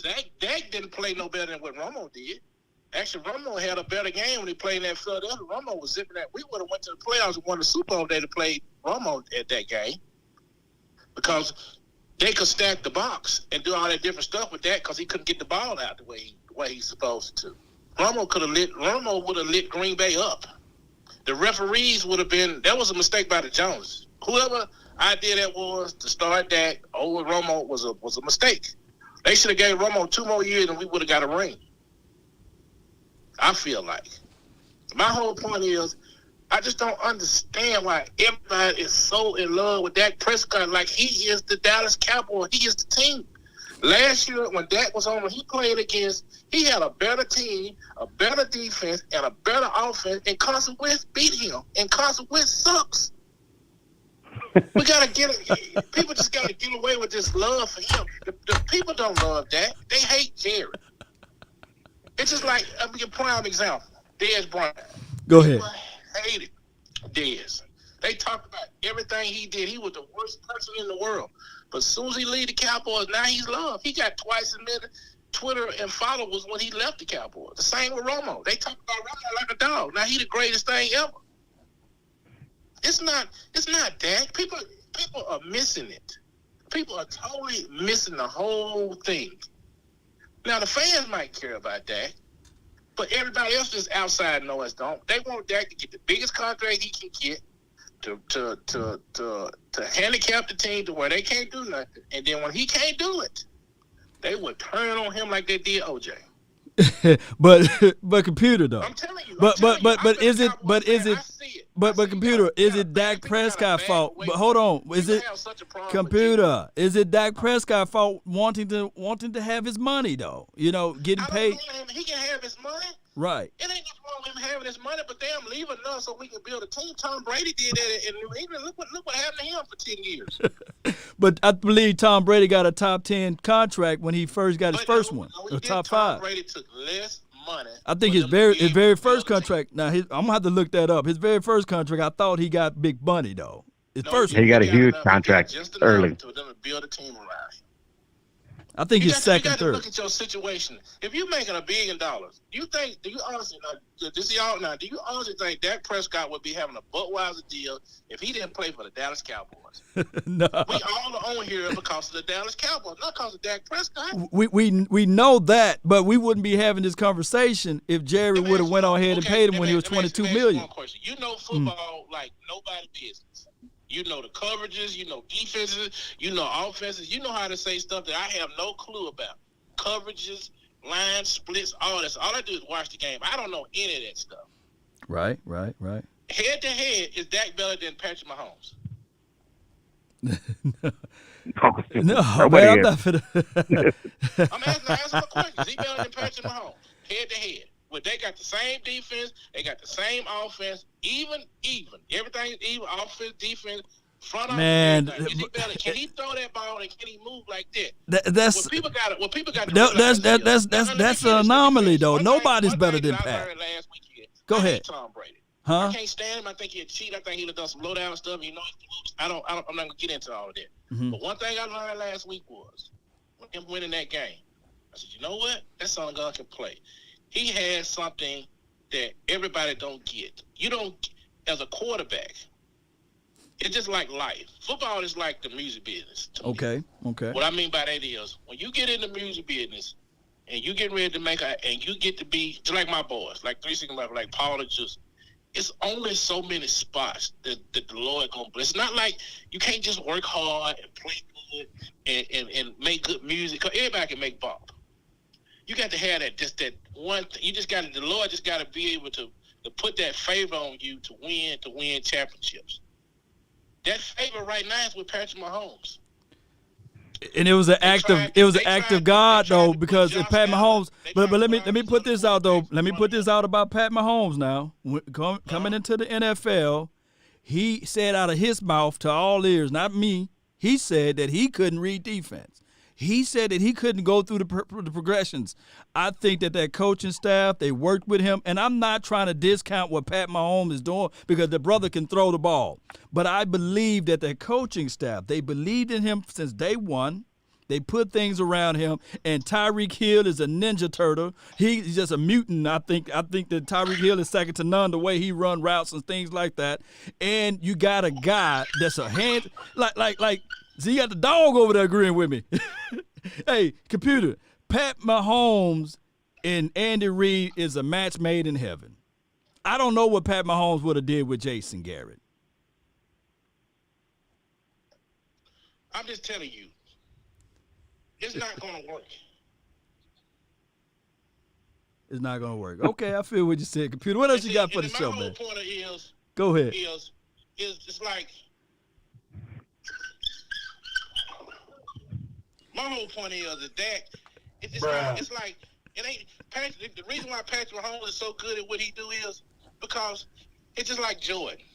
Okay. The difference between Jordan and LeBron is Jordan daddy grew up with him, taught him to be ready for this situation. Right. Dak didn't get to have that luxury coming up. Okay. You know what I'm saying? Right. And that favors with Patrick Mahomes. Then you got this other kid in the league. Who? The other boy. The one's going to Jacksonville. You talking about Trevor Lawrence? Yes. We gotta see. We gotta see.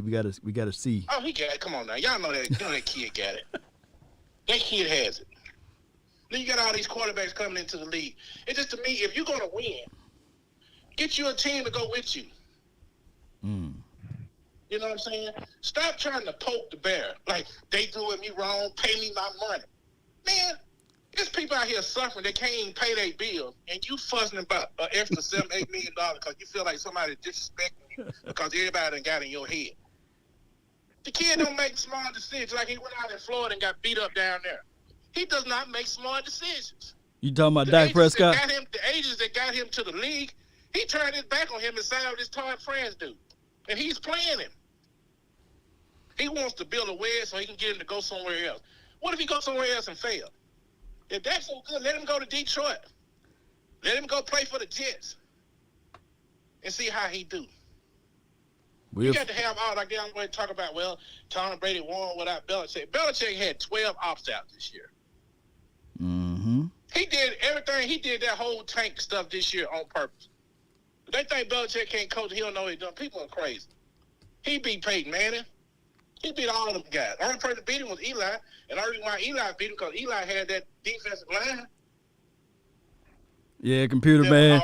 But I appreciate you, though, computer, for thank you for joining in and calling in, man. You know I always allow you, man, to get in here, man, and speak your mind, man. The fact is, man, I don't want us to get played. You know they playing us to laugh at us. They telling Dak all that stuff the same way they built that wedge between Jerry and Jimmy. They doing the same thing with Dak. They started when they pulled that crap with Zeke, suspending him for them 6 games.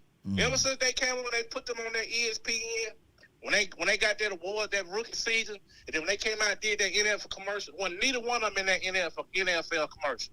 The only people in there was Michael Irvin and Emmitt Smith. They left out all the new Cowboys and put all them other guys in there. They don't want the Cowboys to win. They sit up there and make money on TV in the morning because the Cowboys put money in their pocket. Because you got 31 other teams that hate us. So they like, hey, look at that. Well, it's a lot of Cowboys fans. But it's 31 other teams. Yeah. Appreciate you, fam, man. I'm gonna talk to you again, man. Y'all stay safe, man. What you working on? Tell everybody what you're working on right now, man, and what you're doing. Oh yeah, we just been working on I got a new company I'm doing called CountryAllStars.com. Y'all make sure y'all check that out. Sign up for your gamer. Sign up for that. If you do wakeboard, anything like that, sign up for that. The boys are filming a new 3-6 Mafia series. Paul and Juicy working on a new album, and Paul doing an album with Yellow Wolf. You know, Juicy got all this stuff going on, and so we trying to keep it moving. I just got over COVID. Yeah, I saw that post, man. God bless you, man, on that one, man. Yeah. And then I lost my cousin. She was 23 years old. She just graduated from Mississippi State. She died from it. Y'all say a prayer for my family and stuff like that, and everybody else that lost somebody. Even though we said the arguing about this football, life is too short. Yes. Y'all hold y'all loved ones, love them, tell them you love them, keep your head up, always stay prayed up to God, put him first, and everything will work itself out. Appreciate you, computer, man, and I'm glad you bounced back, man. And y'all make sure y'all donate much money as y'all can to law, and donate and send as much money as possible so he can keep this going. He spent a lot of time away from his family and his job to have us a good show to listen to and give us some insight, and let's try to get back to him to give him something so make it worth his while so he can keep this thing going. So hopefully one day they'll be done get him on one of them Fox networks, ESPN, we will have one of our own people in there. Most certainly, man. Appreciate you, computer. All right, I'll see you later. Peace. Salute, bro. Coach, what are your thoughts, man? Break down what computer said, man. Well, he's got a couple points there, and I think the major one that he made was the one you made that seemed to kind of be missed out on was, what about signing Zeke to that freaking, that second contract? That's probably where all this went off the rails. It should have been Dak. That contract, yeah, that it should have been Dak, not contract. Zeke, and not Jalen. Yeah. But one thing computer said that I think is right on the money is that stinking agent that Dak has. I mean, Jerry and Steven were making him pretty good offers last year, and he was turning them down. Yeah. That guy went to a new firm, and he wants to be able to come into that new firm and, say, hey, look at what I did. And he's playing around with the Cowboys team. He's playing around with Dak Prescott's money. He surely convinced him, hey, you need to get this or that.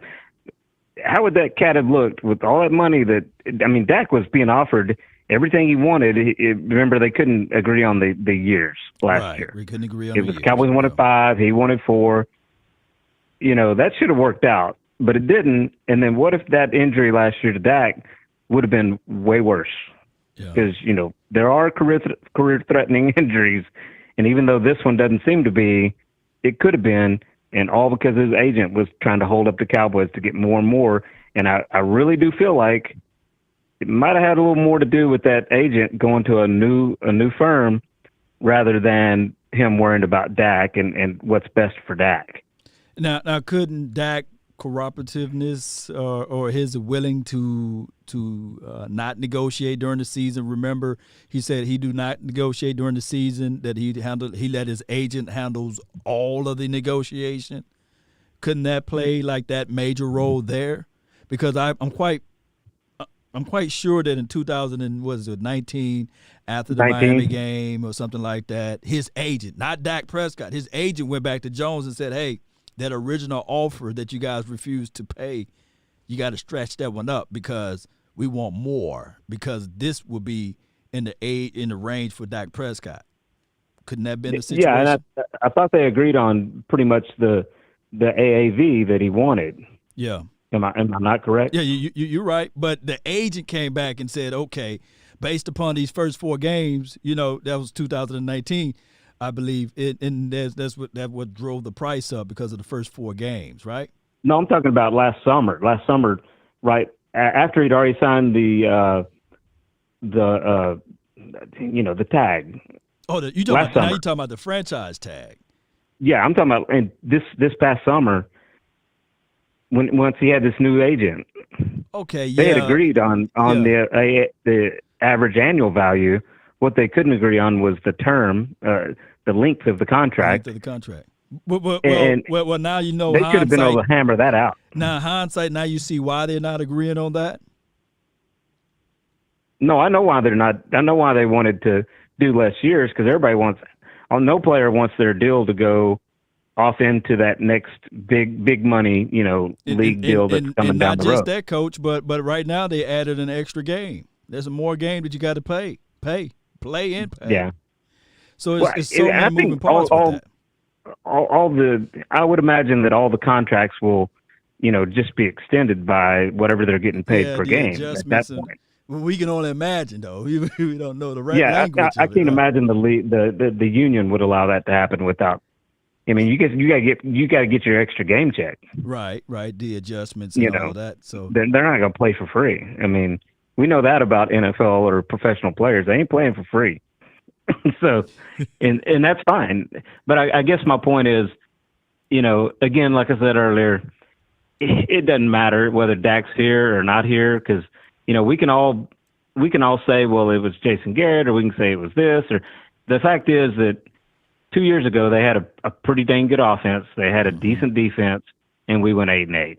I mean, there's no way around that. We can all come up and point our fingers wherever we want to, but that happened, and this team isn't all that different now, except for their defense sucked last year.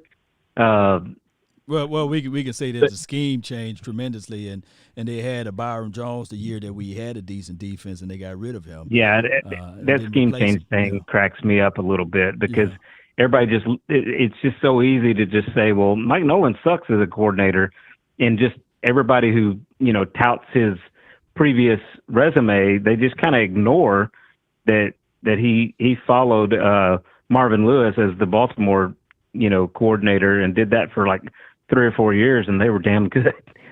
So, I get exactly what you're saying, because from a coach's standpoint, you got to allow time to build that continuity installments, and if you have one end of the people, not believing in the system. Yeah, they screwed that up. I mean, there's no doubt that didn't go well at all. I mean, there's no doubt, and maybe if he stuck around, maybe they would be good at it next year. But that's what I love. That's what I think a lot of people miss about Mike McCarthy. That was his buddy, and he fired him. So he's not. That's something that would never happen here prior to him showing up. And that's one thing I do like about him. Everybody was criticizing him for buddy hires and all this. The offensive coordinator wasn't his buddy. The special teams coach wasn't his buddy. and he kept them, and he fired the one that was his buddy. The one that was. You know, so I think that was a big media narrative thing that's just a bunch of nonsense. But, you know, I like what McCarthy's doing. Honestly, I wish he would pull some of the play calling away from Kellen Moore because he can't get them in the freaking end zone. I mean, you know, but, you know, they'll hash it out this year. But the reason I say they need a Jalen Waddle is going to the point you just made a while ago about freaking Tyreek Hill.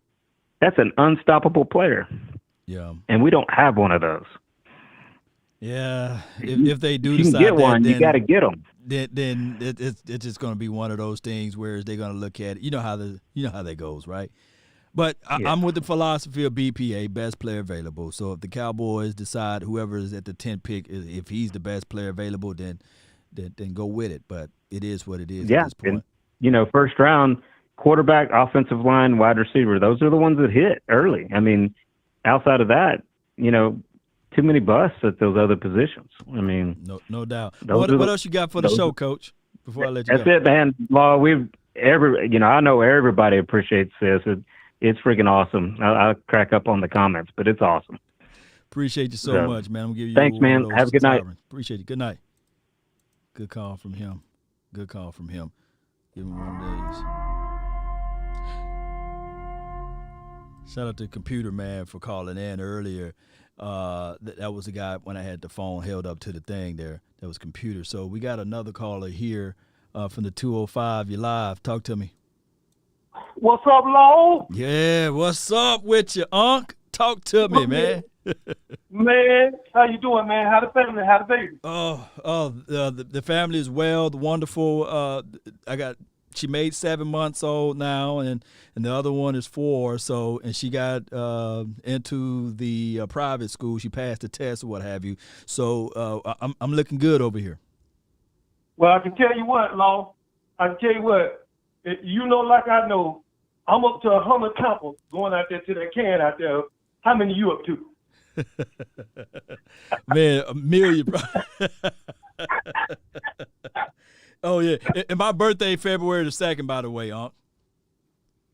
Happy birthday, brother. Yes, indeed. I'm trying to get wise and catch up with you, man. Happy birthday and many more, and God's blessing to you. Yes, I know you got playing clock game, so I just want to ask you a question. I'm going to give you my comment, Law. Mm-hmm. Let me ask you something, Law. Since you're expertise with defense and really a connoisseur on offense, I want to know who is your first 3 picks in the draft? First 3 picks. If it's on the offensive side, I'm going BPA. And if the best player available is Slater, I'm looking at this offense saying, okay, it's time for us to make the necessary adjustments on that front 5 because we know Tyron Smith, he ain't really going to play us 17 games, right? We can wish for it and hope for it, but the reality of it, we got to plan for him not playing it. So I'm either going with an offensive lineman, the best one on the board at that time. And then with my second pick, I'm going defense. And my third pick, I'm going defense again. As far as the defense, I like to build from the inside out. So whoever the best interior defensive guy, I like the Jay Tuafile. I think that Tuafile, I meant to say, is a big kid from USC. I'm going with that pick. He's the best interior defensive lineman. If he's gone, then I'm going with Christian Barmore. If he's not there, I'm going with the Moorridge guy. I'm going with the safety. Okay. And you know what? I'm kind of thinking there, I really would like for them to address the offensive line. But you know what? That right there, that's number 1 Law. And I kind of follow you on those picks because we need to address the interior line. But let me just say this to America, not just the Cowboy Nation, to America. I am sick and tired of people running down on Dak Prescott. You know what? It seems like to me, people ain't going to be satisfied unless Dak get called in a rundown hotel with 3 prostitutes with a box of Captain Crunch. I don't get it. I just don't get it. I don't get it. It just bothers me. It bothers me that Jerry Jones could be so hard-headed for so long. You know, my Uncle Senior is a triple OG. And back in the day, everybody was getting Jerry pills. You remember Jerry Curls, right? Right. He did Jerry. My mama told my daddy. My daddy said, "I'm gonna get a Jerry Curl." And my mom said, "Child, I don't think you need to get a Jerry Curl because you don't know if your hair gonna take your hair too soft. I'm gonna get a Jerry Curl." He went and got all the stuff, all that, put it in there. The next morning came around, he woke up looking like George Jefferson. You is moving up to the east side, to the deluxe apartment, and he was looking like George Jefferson by the head. You couldn't tell him anything. But now he wants to get mad, and now he worried about going to church on Sunday. I said, Daddy, if you're not gonna wear a hat to church, don't wear no Stacey Adams with a hole in your hat. Don't do it. Please don't do it. I want people to understand that it's our day. Now I just washed my car, and I'm not washing my car getting it wet. $25. That's affordable.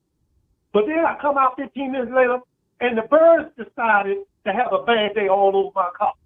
I looked at the other cars, and they didn't even get touched. Why? Because it was my day.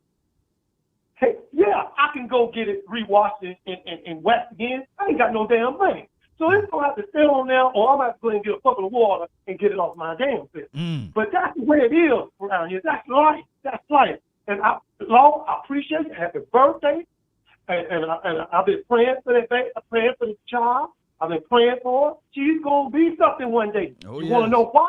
Why because she comes from you and the mother. Oh, y'all very successful. And when you're successful, your children normally follow that same line. And one more thing, Lord, in closing, I am sick of watching these Michael Jackson concerts on TV and seeing some fool out there with a Michael Jackson hat on with a dirty piece of tape around his finger. I can't even sleep after seeing that. But I love you, man. I appreciate you. I love you, Cowboy Nation. And that's my call, baby. Appreciate you, Unc. Appreciate it. Good call from him.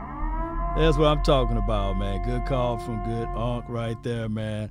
Always bringing the good stuff, man, the fire, the heat. Jessica, call in 682-214-4087 is the hotline, the number for your mind. And I believe that this will be Jessica. You're live on the nation. Talk to me. What's up, Law? Oh, it's your world. How you doing today? I'm doing great.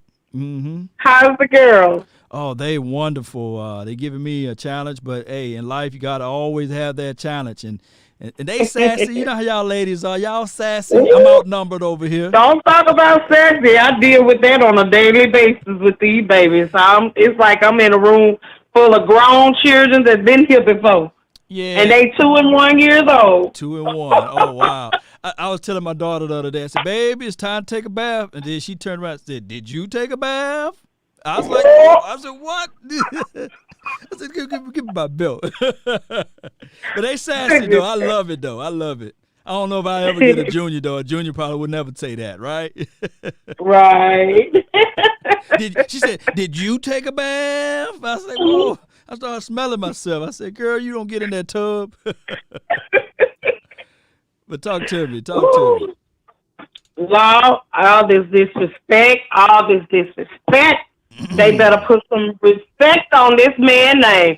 This man sacrificed. I want to hear all of the heat, though, Jessica. I want to hear it. This man sacrificed his whole doggone body. And first of all, that ain't the reason we went 8-8. You better look at the coaches. And you better look at the other people on this team. Dak is not playing RB. Dak is not playing receiver. Dak is not playing defense. Dak is not protecting himself while he's throwing the ball to the receivers. So you people need to get your mind right.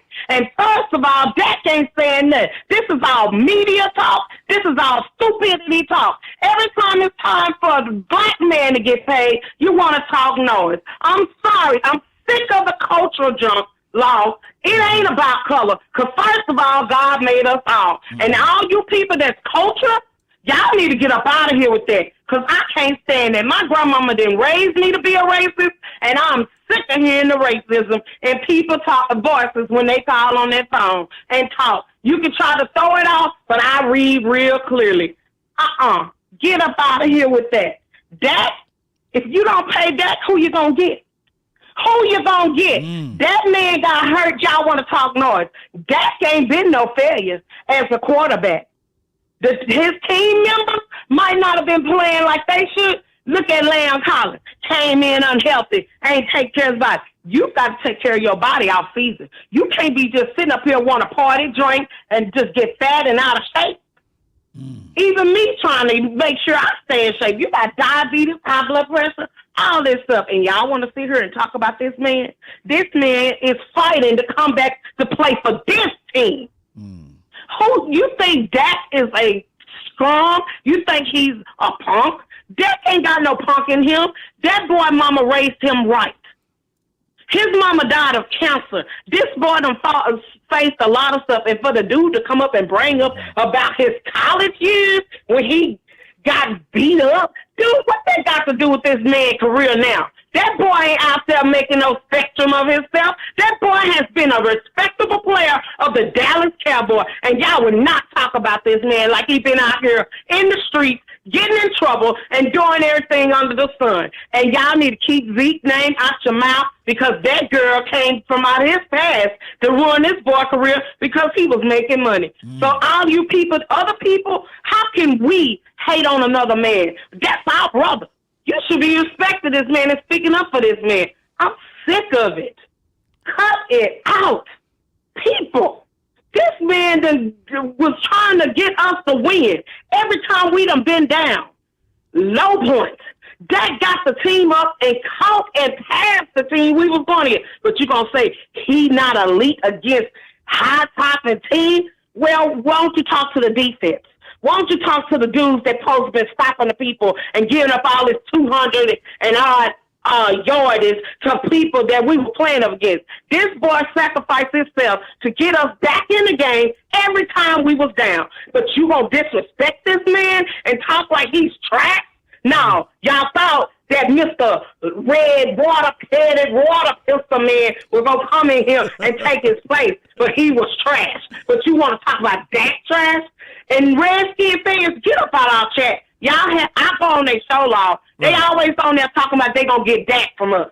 And not only the Redskin fans, and you got the 49er fans, and you got the stinking Eagle fans.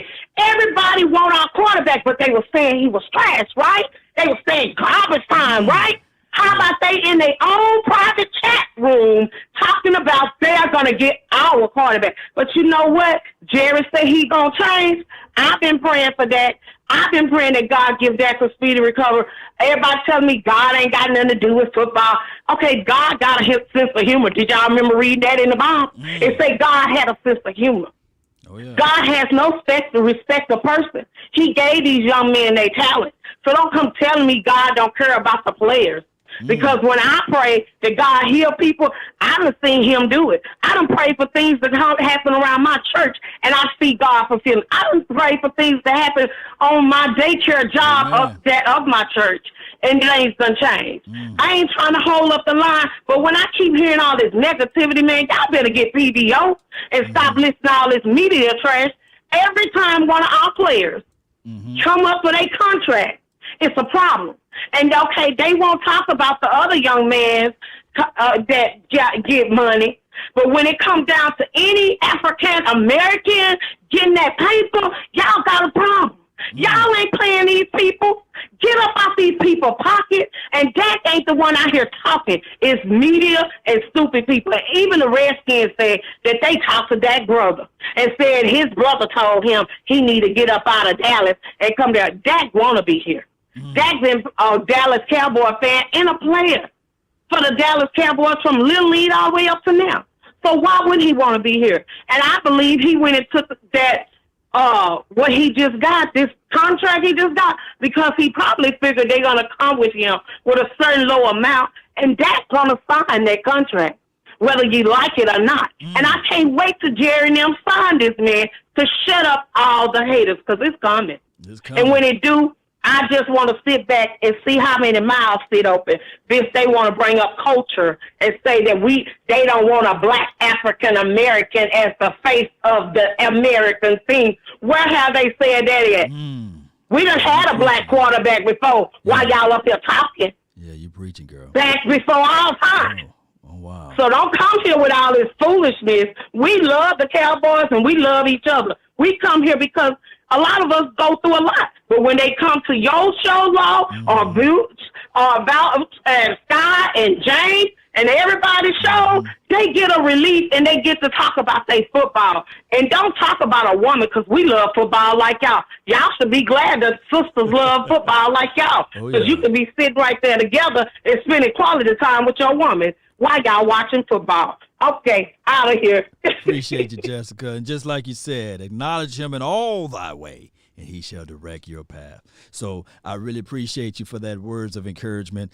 Shout out to you, Jessica. Thank you so much for jumping on. That's good. That's good. Let me get rid of one of these war. There we go. That's from the 903. That was Jessica. Hey, I don't know if anybody else want to jump on from here, but that was Jessica spitting nothing but the truth here, and she's always spitting some good stuff, whether it be the gospel or the facts about Dak or the facts about this team in general. Cowboy Nation, y'all know how this thing goes. 682-214-4087 is the hotline for your mind. She's always here. Jessica, man, I really appreciate her so much for jumping on and providing us her thoughts and sentiments of the game. And that's just the way it is. We look at this team, we love it from the womb to the tomb. We always going to represent the Dallas Cowboys, and we would know everything what the Joneses would do by March the 9th, right? That's the deadline.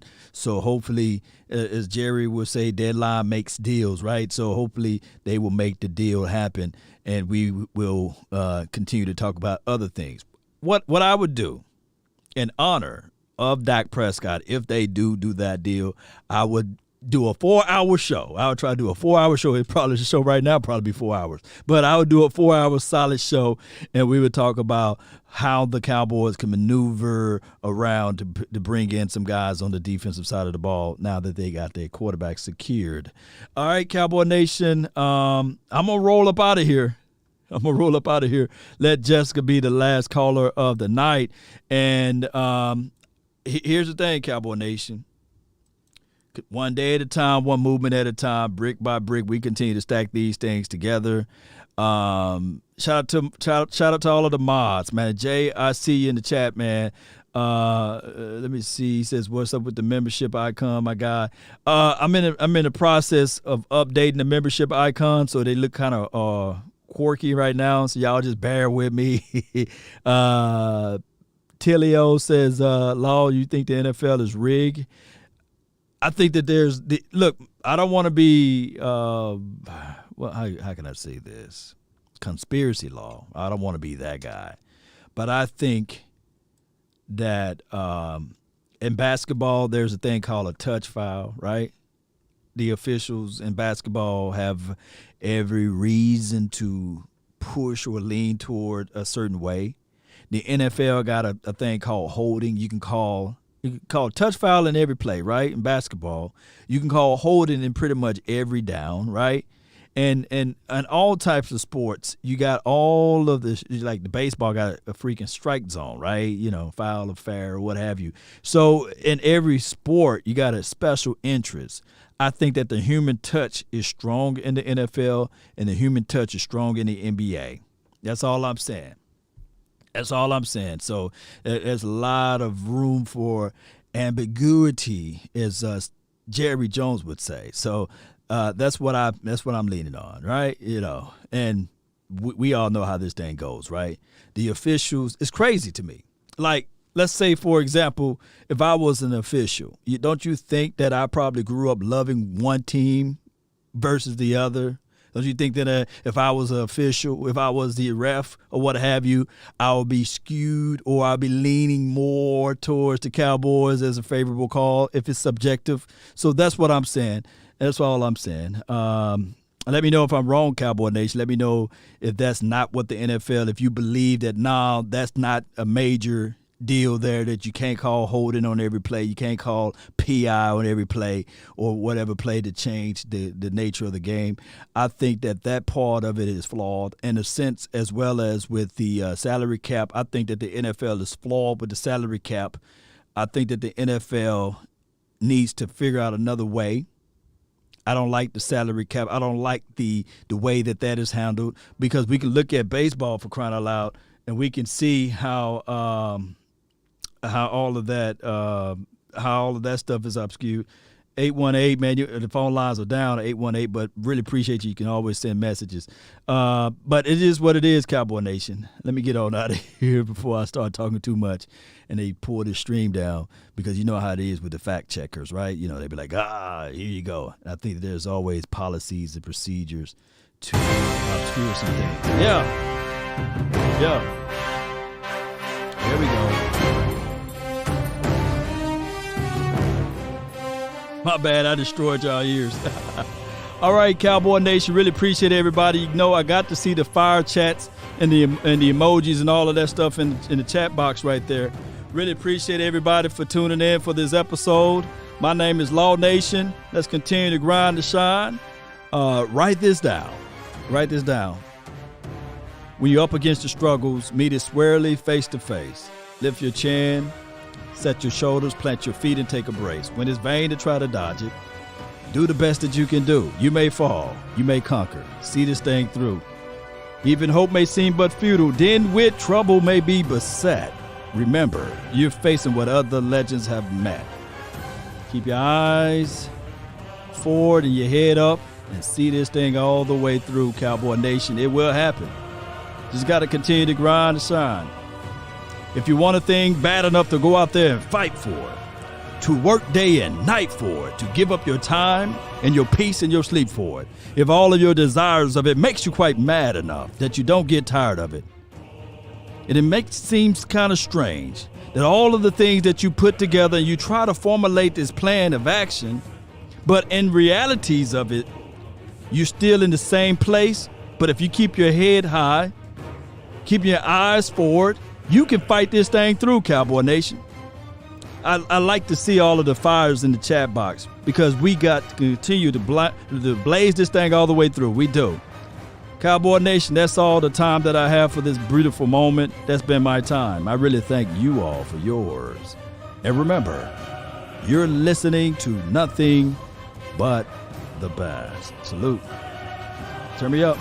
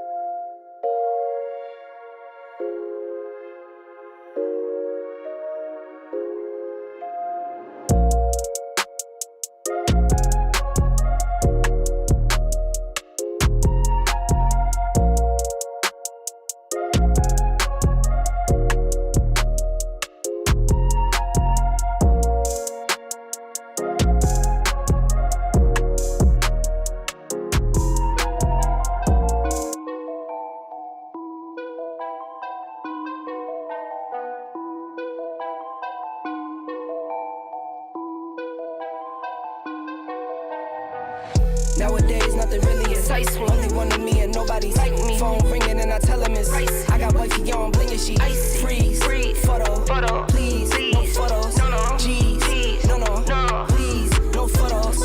Hit the door and the doorman just whole team here, might need some.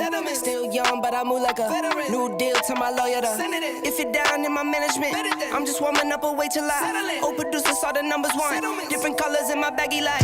Chalk it up, talk of the town when you're talking up. Wanna get you a ring, are you tough enough? Wanna get you new things when your pockets dull. Run it up. I used to be quiet and out of luck. Now I move up and move humble cause the hate and the jealousy. My mama telling me count up your blessings and run it up. Nowadays nothing really excites me. Only one of me and nobody like me. Phone ringing and I tell him it's I got wifey on bling and she freeze.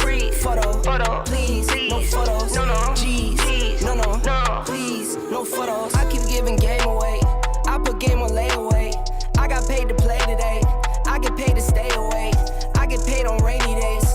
I might make it rain today. I got paid off pain today. Thought it'd take the pain away.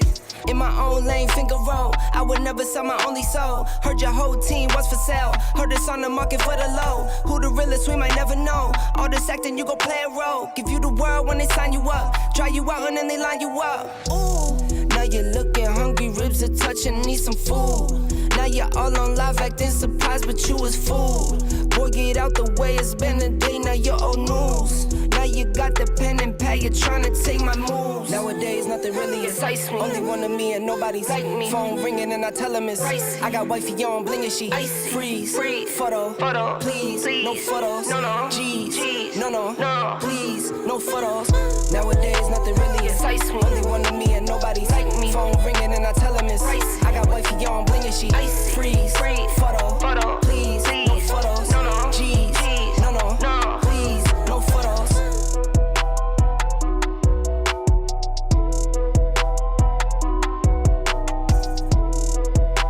That's the rapper Young Nick. Always give a shout out to the underground. Appreciate everybody for jumping in. That's been our time. We're out. Peace.